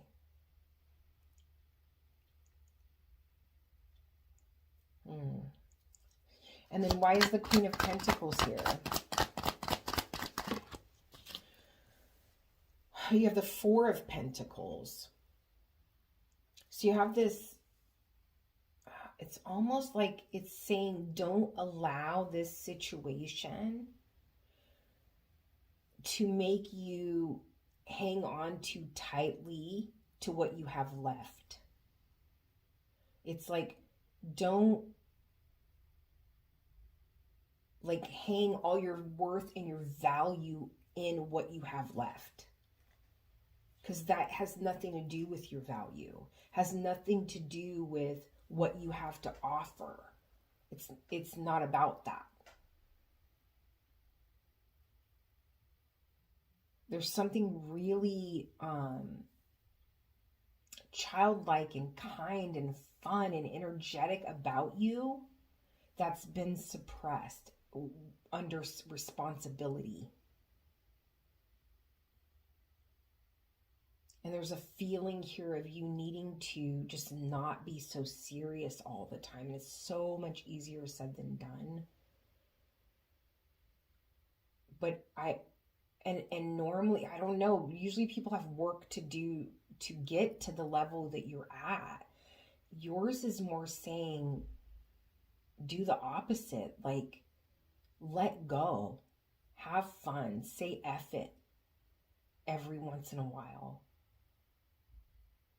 Get back into that carefree energy that you used to have. Don't let this situation discourage you and bring you down. And definitely don't get in a place of complacency. It's like, get up, go to work, come home, Don't get in that space. You need variety. You need excitement. You need fun right now at this time. This is going to be a year of adventure if you allow it to be, if you choose that. And then watch how it transforms your attitude towards even your responsibilities. It's almost like getting up and going to work. I don't know how to put this. So like getting up and going to work every day, instead of it being to pay the bills, you're going to look at it as, this will fund my fishing trip this weekend. Or this will fund that little, that thing of it, that adventurous thing that you like, your hiking trip, your hunting trip, your, yoga classes, like whatever it is, that thing that brings you joy. You're going to look at your responsibilities in a new way because they support that fun part of your life now. It's not all just going to taking care of others or taking care of responsibility. You're able to take some of your income and some of your energy and some of your time and put it towards something that actually gives back to you and feeds into you and brings you joy. Why is the Four of Cups here? You have the Star card. The Star card's been coming out a lot. It's saying you're focusing on the wrong things. Number one. Number two, this is a time for you to have hope and have a positive outlook. And I do feel like you you taking the time and energy to do that fun thing for yourself is going to bring you hope. And there's also a sense of, with this situation that you feel like you wasted your time on, you gave a lot of energy to. There's a sense here with the Four of Cups that you were actually protected in the outcome of the situation, that it could have been way worse than it was. So know that. But when it comes to what you're focusing on, when it comes to your outlook on things, doing more fun activities is going to, pouring back into yourself is really going to change your outlook and the way that you look at things. It's going to make you more hopeful, more heart-centered. Why is the Ace of Swords here for Gemini Collective 2025? Why is the Ace of Swords here? Yeah, you're gonna, I would say just do it one time. Just say F it this weekend or whatever, and go do something fun that you want to do and see how it changes your mentality. See how it makes you look at things differently. And then you have the Seven of Swords.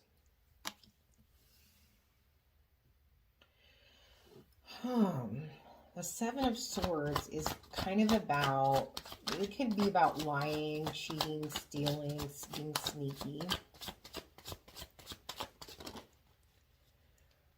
But I feel like it's you trying to find a way out of, I feel like it's you trying to find a way out of this stuck energy without hurting other people. It's like, how do I get to the point of being more optimistic and adventurous and having this excitement back in my life without harming others or without making them feel like I don't care, or you don't want it to have an effect on the people around you.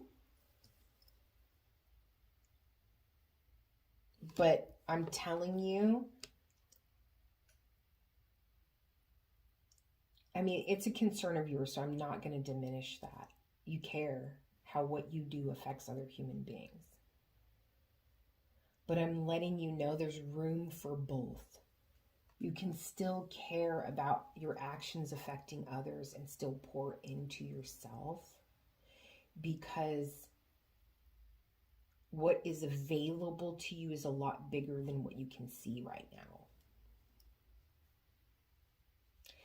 now. Somebody's storyline here is being stuck on an ex and being really hurt and feeling really let down by this person. A feeling of being stabbed in the back by them and that you didn't see it coming. They were the last person you expected to do this to you, and it's really left you in a bad place. I don't know who that's for, but that's definitely here. So make 2025, Gemini, a year of you experiencing fun, having a good time, being irresponsible in some moments. Of course, don't hurt yourself or others. Like, of course not. Okay? Use common sense. Don't go out and start learning to skateboard at 48 years old. Okay? But if there is something that is safe for you and others, and it's rewarding and exciting and fun and a little reckless, and you enjoy it, why not? You've earned it. That's what I feel like telling you. You've really earned it. You've been you've been in this place too long. You've been in this place of burden way too long. You've got to have some fun. Okay, let's see what Kipper has to say for Gemini. Yeah, whoever the person is that is still kind of sad over the person that broke your heart, they're not, that situation is done and over with. And that may be hard to hear, but it is what it is. And then you have, there's some kind of change that's happening. It could be a contract of some kind. Maybe you're purchasing a new home. You're signing paperwork for a new job. I'm hearing something about a grant or something like that. And it has to do with you or family or something. But there's a change in the game plan here. There's some kind of... what was going to work is not going to work anymore. And I feel like it's because you are changing your mind about something. You don't want to go in the same direction anymore. Something is saying you don't want to commit to this thing long term. It's like you kind of agreed to something,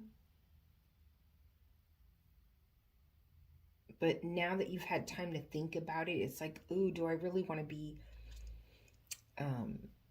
married to that or stuck in this commitment for that amount of time?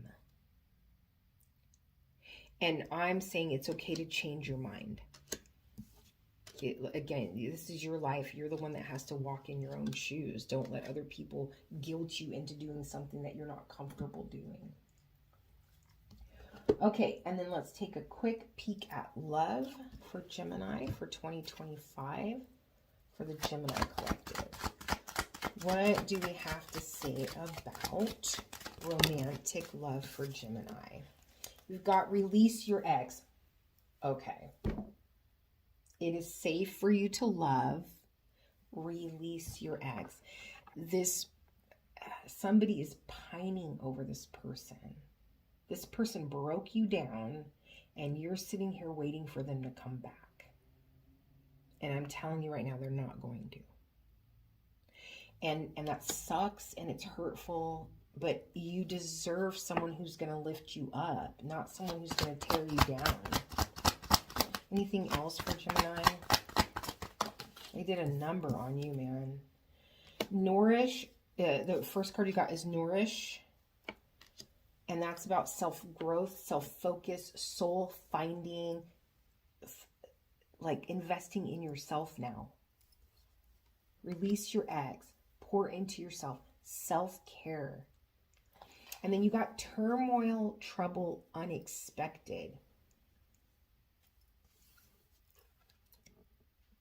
Something shocking happening. What is this shocking thing that's happening? Oh, I think that this is more... Okay, so you have abandoned and shocking. I feel like when this pain came up, when this happened, it was something you weren't expecting. You got bitterness on the bottom of the deck. And so I feel like this is saying after that this is, it's time for healing. It's time for you to take care of yourself now. It's time for you to worry about your own needs and pour into yourself now for 2025. And then if you can do that, you know, it's up to you when you're ready, if you are ever ready again. I mean, there's some people that are completely content being alone. So I'm going to say, I know that there's people out there that are like, no way, I'm not looking for a relationship. Like, I get that part. But if you're someone who knows that you're meant to be in a commitment, in a loving long-term relationship with someone, this needs to happen first before that door can open. Because it's just going to repeat cycles over and over again. So I wish you the very, very best. You got this. Pour into yourself this year, Gemini. Have fun. Enjoy the world. You deserve it. Many blessings. Taurus collective reading for 2025. On the pre-shuffle, Taurus, I got someone is tired of being patient and waiting for something when it comes to their career. The advice is to be open. Don't be so rigid in your expectation. When you open yourself up to other possibilities, it's kind of like you're going to see the joy in it. A path is opening up. There's some clarity coming this year for you. In a place that I'm hearing you could have felt stagnant or stuck. There is, or confused about something, there's some clarity coming for you. And it's going to be up to you whether you want to move forward. Okay, and then anything else for Taurus? Let's see what else wants to come out for Taurus. Let's use the other half of this. Ooh, you got soulmates on the bottom of the deck. So yeah, there's going to be some clarity, and it could be around a relationship. And then it's going to, I mean, there's an opportunity coming. An opportunity opening up for you. And it could be around either a business partnership or love relationship where it's going to be up to you whether you want to move forward or not. There is forgiveness here. You might be seeking forgiveness. Or someone wants forgiveness from you. And then you have the thinker. And when it comes to the thinker,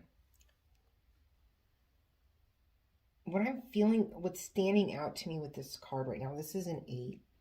This is also about moving forward and taking action, right? But the interesting thing about her is I feel like she's overthinking. It's like she hasn't made her decision yet to move to this next level because she's kind of stuck in analysis paralysis here. So let's see what Tarot wants to say about this. Both of those cards are about moving forward. There's a path opening up, and you might be overthinking why, right? And it's because maybe you haven't completely forgiven someone yet, or you feel the need to be forgiven for something. You don't feel like you deserve this opportunity, maybe. So first card out was the Hierophant. And and I keep getting this card for you, which makes sense because it is your card. But I keep that keeps coming out in my readings. Ooh, and you've got the 10 of Pentacles. So there's something around something long-term that has to do with something traditional when it comes to your independence. It's like, it's almost like this feeling of things have always been this way. I'm getting a sense of if it ain't broke, don't fix it. Like, why would I choose this path if everything has worked up to this point? But I don't think that you would be spending so much time thinking if there wasn't something in you that wanted to move in that direction. Possibly. You've got the 9 of Cups on them. Yeah. So there's a feeling here of you being happy with your life the way it is. You have this opportunity in front of you, but you're like, I don't want things to change. But there's this underlying, there's this, it's like you're fine where you are. You're happy where you are. And you could go the rest of your life the way you are. But there is something available to you that will take you to this next level. And it's something that will add value to your life. I'll say it that way. So it's not that you have to move in that direction. It's not that you have to incorporate this job or this person or this scenario into your life, but it's going to bring you a sense of fulfillment that you haven't experienced up to this point. And then you have the Knight of Pentacles. I'm feeling from this is someone here is saying, my life is fine the way it is, and that's just another thing that I have to worry about. That would just be another thing. It's like you're looking at it as more energy that you would have to put out. But what you're not seeing is how much energy it will bring into your life, how much enrichment and fulfillment and love and compassion and encouragement and support it will bring to you. You're just looking at what the work that you would have to do. And the question of, am I willing to commit to this long term? Is this something I want for the rest of my life? And I think it's interesting, on the bottom of the deck, you have the Knight of Pentacles and you have the Knight of Pentacles. So it's something that's weighing very heavily on you, meaning the amount of investment that you would have to put in. Why is the Hierophant here? Why is the Hierophant here? And this is for Taurus Collective for 2025. Why is the Hierophant showing up here? Yeah, and there is a sense too of someone not wanting to let go of full control. It's like, as long, I'm just going to say this as an example, as long as I'm by myself and I live alone and I don't have a relationship with anyone, then I don't have to consult another person. When I leave the house and I leave my things in a spot, they're there when I get back. It's like a simple, it's easier this way. It's easier this way is what I'm getting. And with the Hierophant, you have the Ten of Cups. That's what I'm saying. There's this feeling of what has traditionally made you happy. What has traditionally made you feel fulfilled. This is the first time that you are questioning that now. It's almost like someone who's like just kind of going along their way. Something happens. They experience something, or they get a job offer, or they meet someone, and they're like, wait a minute. Am I missing out on something? Is there a way that I could be more fulfilled with this in my life? I don't know. I want to know how forgiveness, that is really bugging me, that forgiveness. There's something about that is important here. I'm going to draw separately. But I feel like I need to finish clarifying these cards first. That's throwing me off. It's pulling me in that direction a lot. Okay, why is the Ten of Pentacles here for Taurus? Why is the Ten of Pentacles here? This is all about your legacy, long-term stability. Yeah, it's like this sense of, like, I just am finding it interesting, okay? You have this kind of mature man here who has built something very solid, this legacy. But I find it interesting how he is separate from this here. And what this is representing to me is a family. And I'm not saying traditionally a family. What I mean is, he's okay with his stability with being alone. But maybe what's missing is a community. Maybe what's missing is a family. Maybe what's missing is a pet. It doesn't matter what the thing is. Fill in the blank in your life, in your story, right? What matters is we are human beings and we're not meant to do this alone. So what is this thing that's missing from this beautiful, stable future that you've built for yourself? There's a feeling of being relieved of the fact that everything is on your shoulders alone.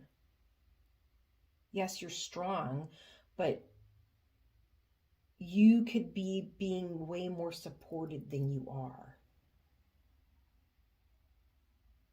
And you aren't lacking for anything. Like, you literally have everything that you need to build the life that you want. And I have a feeling that you already have built something that you're very proud of, a life that you're content with, that is easy and it works, and everything's like clockwork is what I'm getting. But how can opening up to a community, or adopting a pet, or adopting a child, or getting married, or being in a long-term relationship, or allowing that, your adult kids to come back home, how can those scenarios enrich the next 10 years of your life? Okay, and then why is the Nine of Pentacles here? You enjoy your independence for sure. That's like very, very... And you're proud of your financial independence. But there's that Nine of Cups energy again. That feeling of I am loving where I'm at. I'm loving what I'm focused on. I'm content where I'm at. But is there something that could fulfill me on a deeper level and it could be even spirituality. It could be going into a new, instead of doing what you've done for the last 20 years for work, stepping into something that you're passionate about, something you enjoy doing. But you're holding yourself back. On the bottom of the deck, you've got the Eight of Swords and the Two of Cups. There is a very strong feeling of you holding yourself back from a connection. That's this path here. There's something that you're holding that you're not seeing how it will elevate your life. Why is this Knight of Pentacles here? Why is this Knight of Pentacles here? And I'm curious as to why.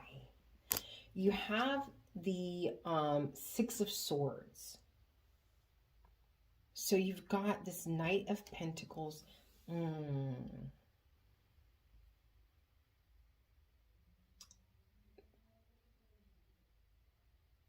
It's almost like a feeling of, it's just been such a long journey to get to where I'm at. Like, I don't want to change course now. I don't want to change the game plan now. It's just easier for me to do it this way. But I feel like these two cards together are saying if you invest the time, your life will actually be easier. And there is a feeling of you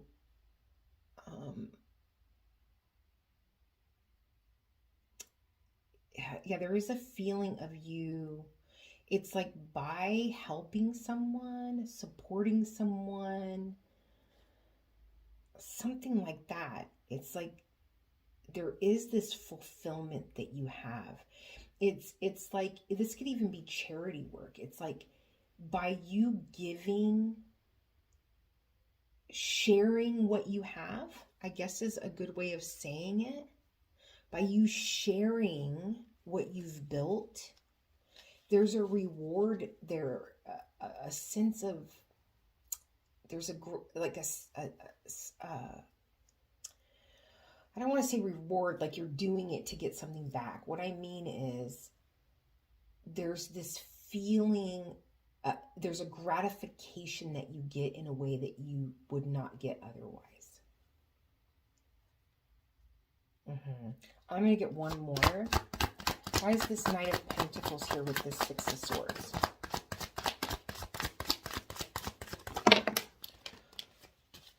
You've got, yeah, that's funny. The Six of Pentacles is all about charity. Didn't I just say that? So you got the Six of Pentacles with the Knight of Cups, with the Princess of Cups. So it's like, and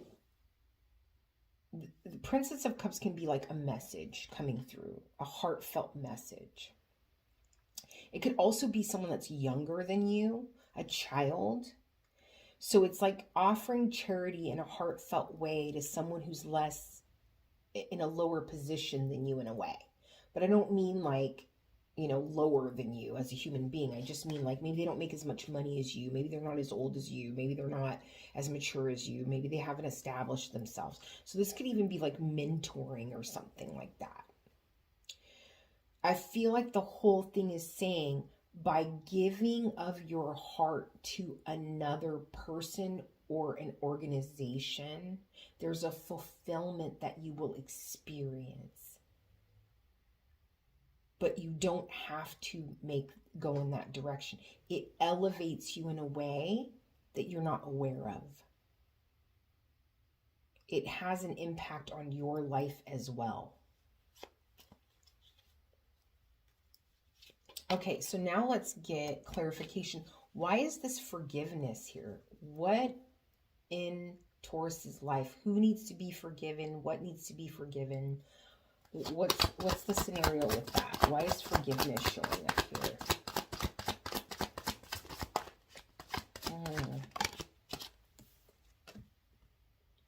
The Knight of Wands.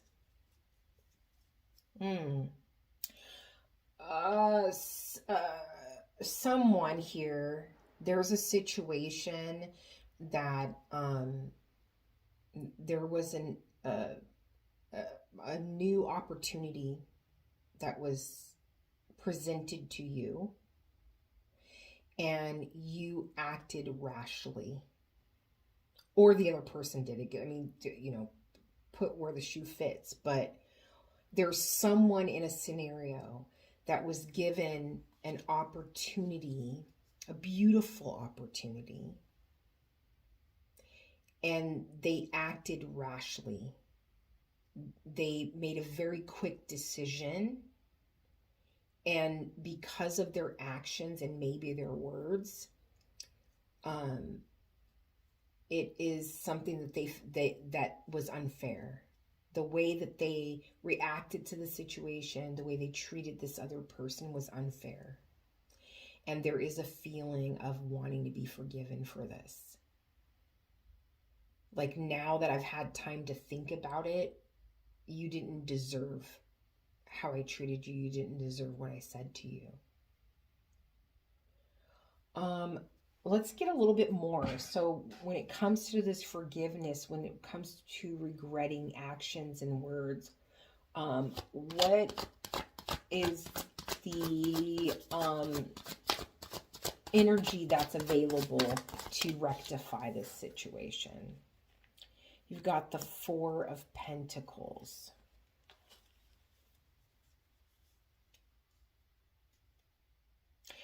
I feel like it's saying, because you got the Two of Swords, this is like kind of like being at a crossroads and holding on too tightly to something.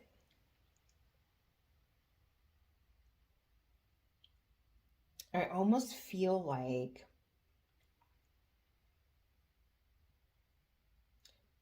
for some reason I'm getting from this guy that he's trying to like really be showy with that pentacle. It's like there's a feeling here of him saying, look what I have.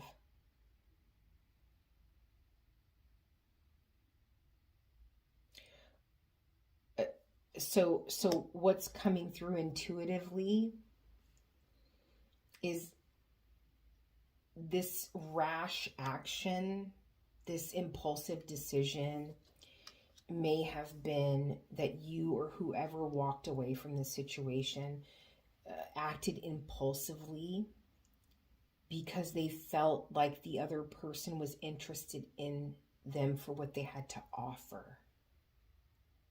Like in the physical world, maybe financially, and they didn't realize that the person was interested in them as a human being.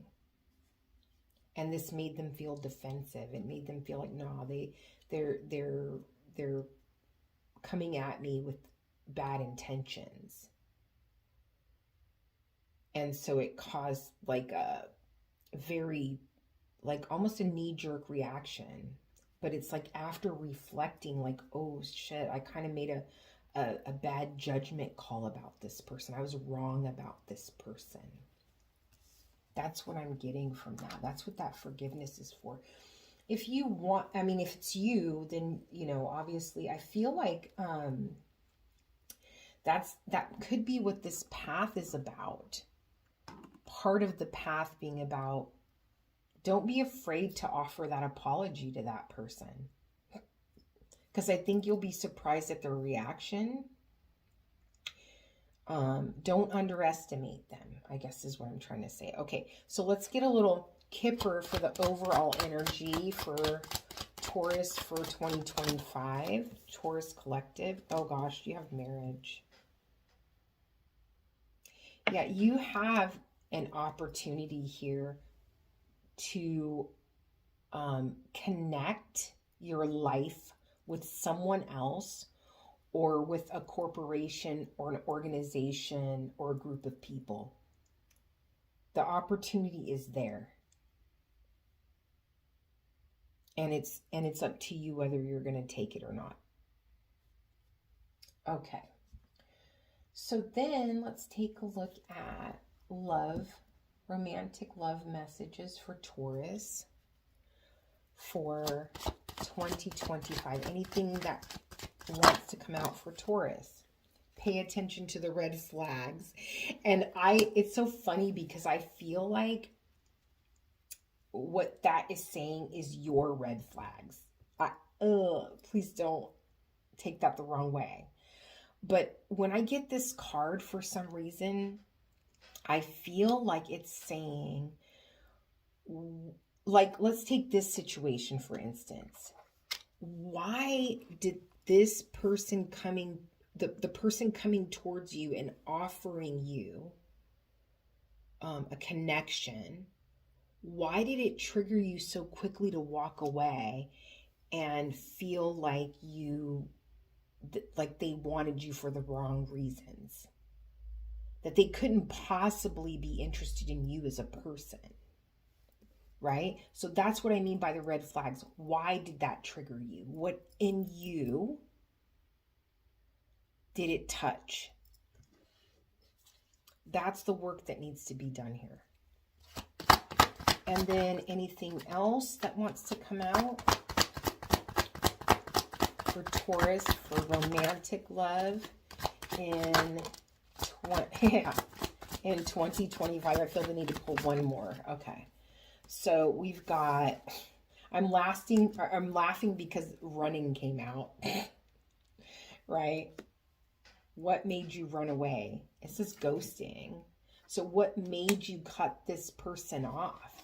What is the red flag within you?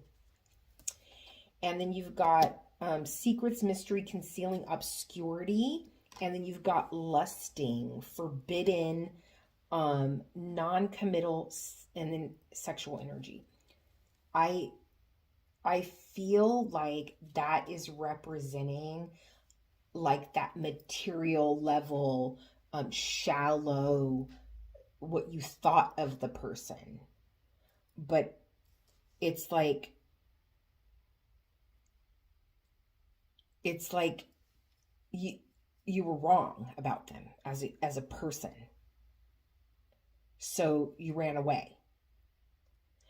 The other part of this that I'm getting is this secrets, mystery, concealing, and lusting, that there is something within you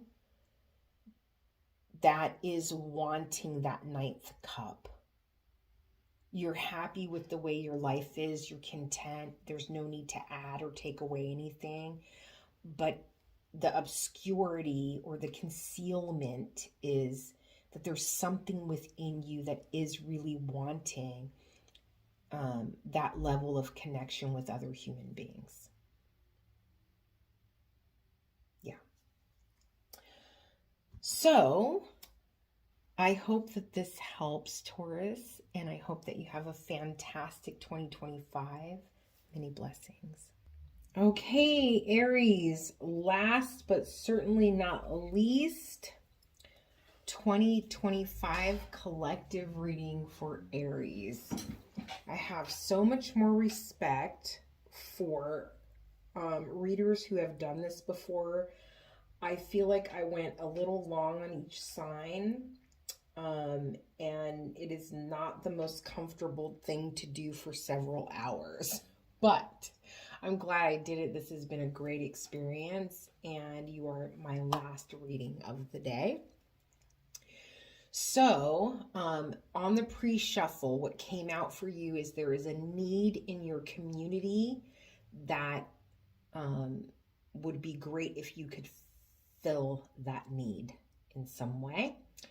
And then the other thing was you needing to tame your enthusiasm around a new love situation. That's not going to be for everybody, but there's this impatience around wanting to jump into something, and you really needing to be patient and chill, because you don't want to, that's not the right approach with this opportunity that's coming towards you in love. And if you're in a current relationship, then there's something about you needing to be more patient in love with someone, giving them more grace and being more patient with them.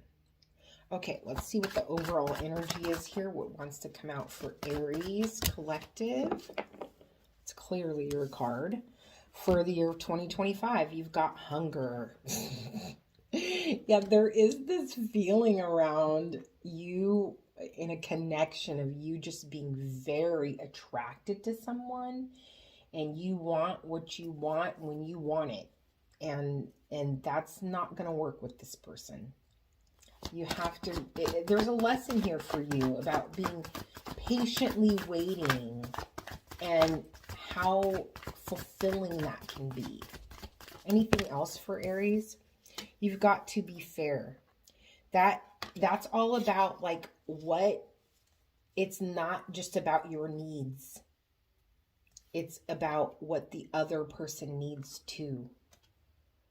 Like what they want, how they feel, matters. And I understand that it can be very easy to get caught up in being driven. Like there's this feeling of a very driven person that goes after what they want and they make stuff happen. So it's like when you're used to being that way in life, it can be hard to slow down and take everything into consideration.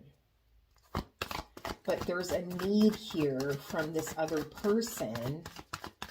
They need you to be compassionate. They need you to be patient with them. And it's worth it. In the end, it will be worth it. And maybe you have been single for a long time. You have inner peace. That's my card, that it could be 2 water signs involved here too. So you might have water in your chart and they have water in their chart. And forgiveness, this just came out in the last reading as well.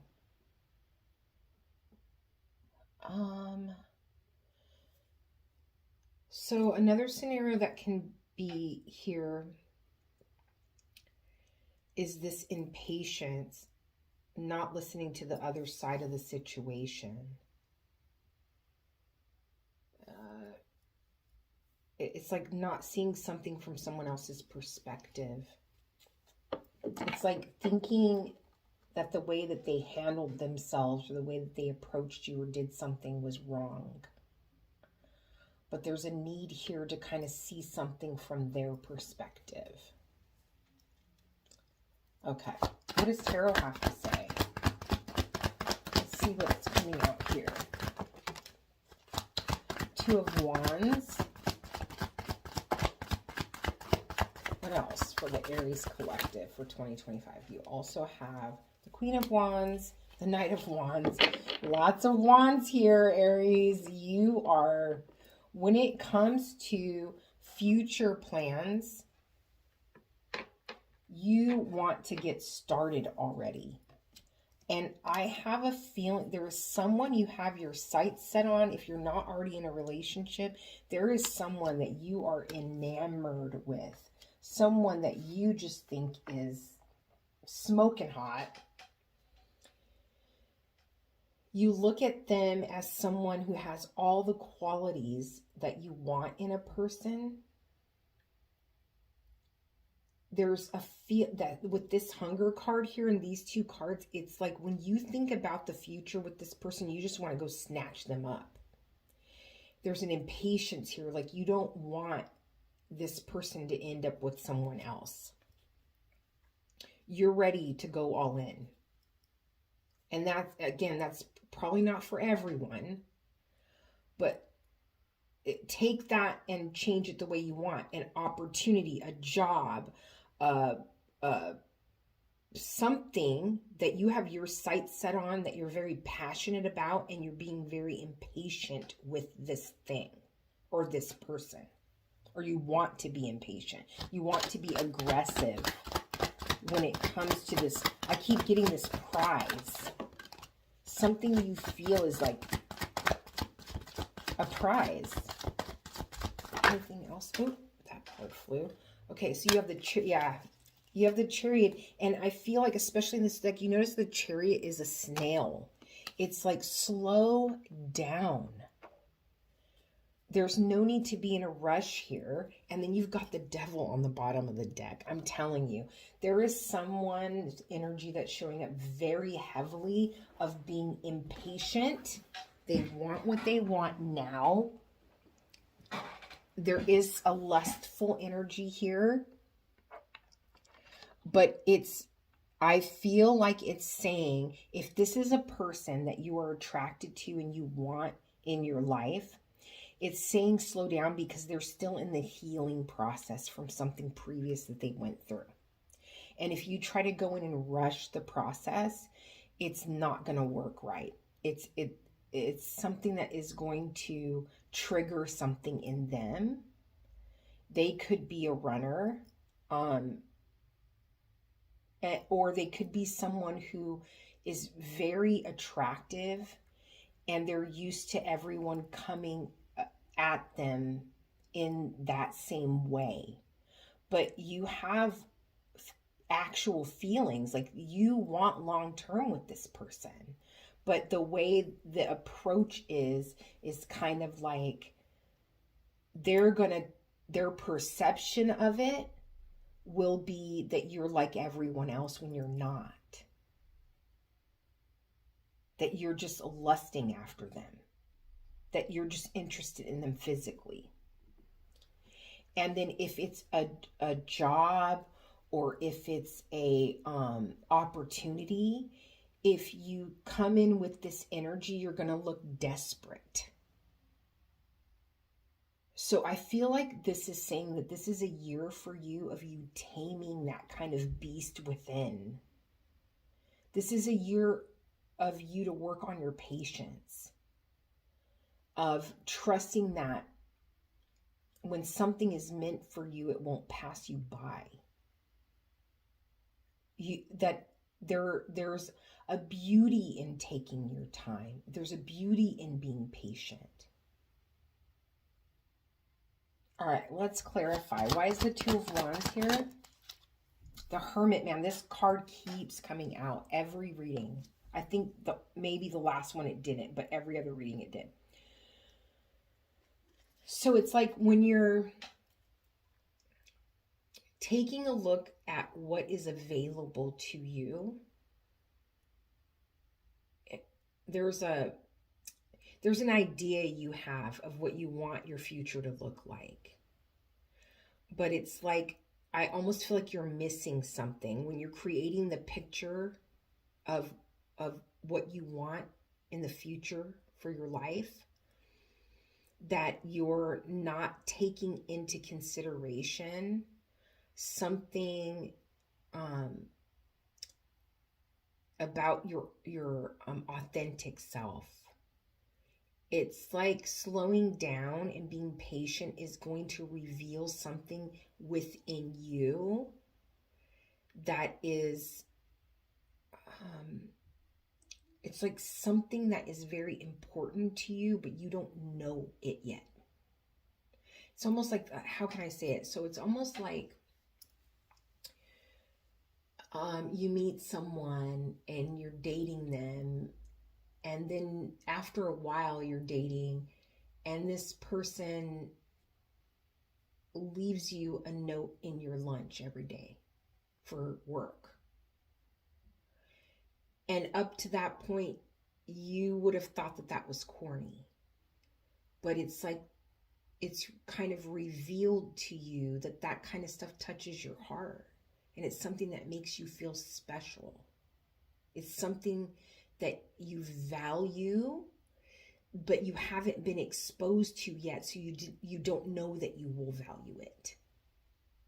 It's something outside of your perception because you haven't experienced it yet. There's something about taking your time and going slow in this experience that is going to reveal something about your love language, or something about the way you feel about yourself. Something about what makes you feel cared for or appreciated that you didn't know was there. It's not just to give them time to heal. It's for you to have this inner discovery, this revelation. Then you have the Six of Cups along with this Knight of Wands and the Queen of Wands. The reason why you're so impatient and the reason why you're ready to jump into this is because there's a very strong feeling. There's if you believe in this, there's a feeling that you've spent many lifetimes with this person. There's a connection to them that you don't understand. There's something that draws you into them that is on a level that you've never felt before. This person is someone very special. There's a familiarity. You feel like you've known them for a very long time. And that makes you want to hold on tight to them. That makes you want to not let them go. And that's understandable. Yeah, I split the deck, and on the split was the High Priestess. That's all about following your intuition. It's not logical. And that's amazing, right? It doesn't make sense, especially if you just met this person. It does not make sense. But there is this deep knowing within you that this person is meant to be part of your life, that this opportunity is meant to be part of your life, that this environment is where you belong, whatever the scenario is for you. But I'm picking up very heavily a romantic relationship.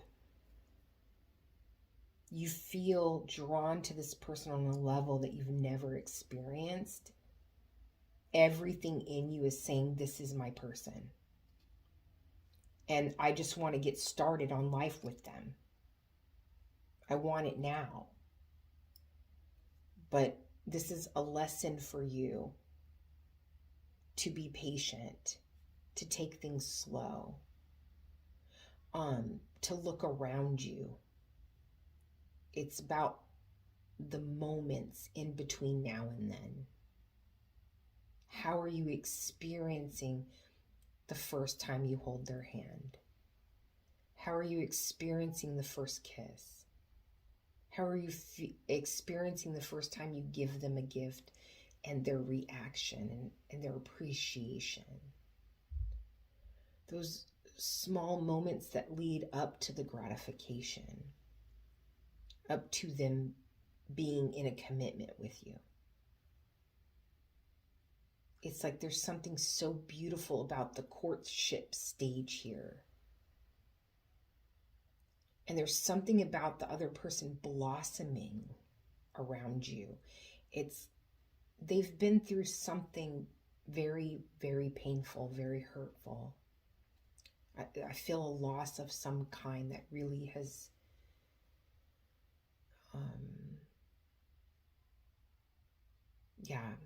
there's a sadness in this person, and they need to heal from that. And it's like from the time you meet them until the time that you're in a commitment with them, there's this beautiful process that happens within them by you being patient with them. You're going to see them open up more and more and more to you in a way that is creating a long-term situation of trust. Why is the Chariot here? You've got the Nine of Swords. It's like being patient and going slow makes you feel crazy. You are like, I cannot do this. And you've got the Seven of Swords. What's the shortcut here? That's what I'm getting from. It's like when you slow down, it's almost like you have too much room to think. It's like if you're always on overdrive, it's like you don't have time to think about consequences or things going wrong or whatever. It's like you're just quick decisions and move as fast as you can. So maybe there is healing here for you as well. By taking this slower approach, it is forcing you to be alone with your thoughts. It's forcing you to get into this space of what ifs. What if I lose this person? What if we don't end up together? What if things don't work out the way I want them to? How do I get the end result that I want? It's like you're being forced to face those kind of thoughts. You're being forced to sit with yourself. And I get a feeling here of someone who has rushed into situations in the past and then they fall apart and they just stand back up and keep going. It's like they never have given themselves time, and maybe it's you I'm talking to, but never given themselves time to really sit with the pain of situations, never really sit with the residue that's left over afterwards. No time to heal. So there's something about being patient and going slow that is healing for you as well.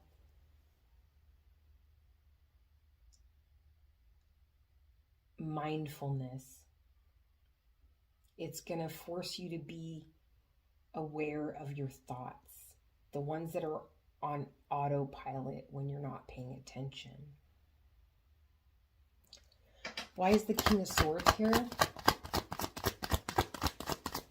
Why is the King of Swords here?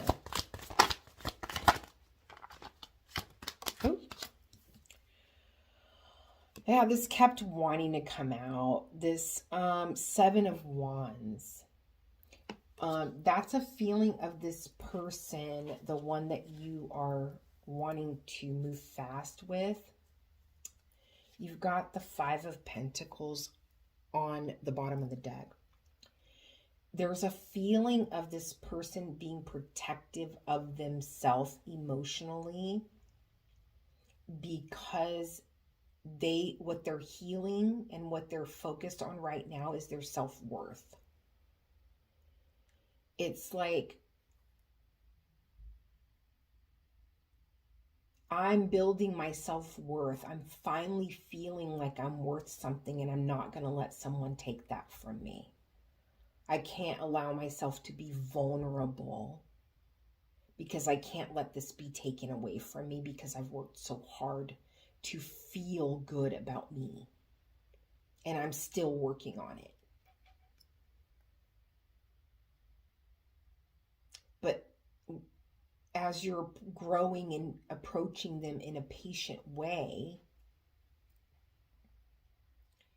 it allows them to kind of start to let that guard down and let you in. Yeah. You both have work to do. And it's perfect timing. This is all about this. I mean, this is a very profound and important connection in your life. But if you want to take this and look at this as 2025 overall, I think what your focus, overall energy for this year is considering how your words and actions affect other people, seeing things from someone else's perspective, forgiving others and yourself, which I think is going to come to light here in this energy. That reflection is going to bring to the surface some pain that you've been through that you did not allow yourself to really feel and go through at the time. And then being patient in the healing process, being patient in understanding that if something's meant to be, it's not going anywhere. So if you wanted to take the lesson for 2025, I would say that's it. And a little bit of, there's some energy here of someone, I can't say who, but there's an energy of someone deriving their worth from their sexuality. It's like, I'm valuable and worthy because of how either good I am in bed or how I can schmooze people, or whatever you want to say, how charismatic you are, your ability to get what you want very quickly. It's like, that's how you see your value. That's what makes you feel valuable. But you're coming into a place this year of seeing that others value so much more in you than that. Okay, let's get Kipper here. Overall energy for Aries for 2025.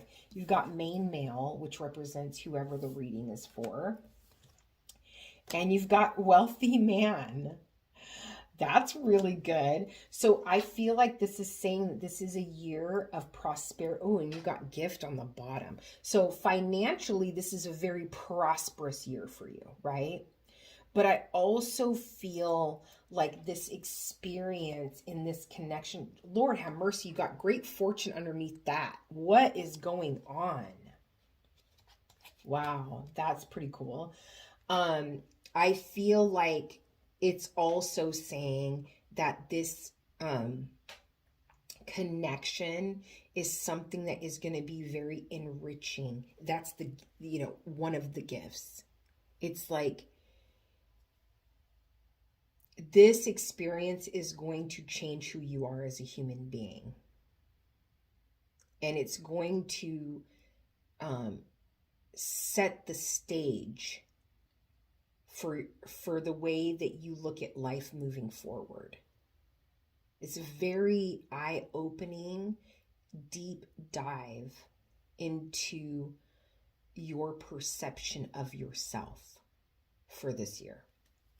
That's beautiful. I feel like your level of self-worth is improving, if I can say that, because it's like on the outside you seem like the energy I'm feeling is this very confident go-getter type person who always gets what they want. That's how other people see you.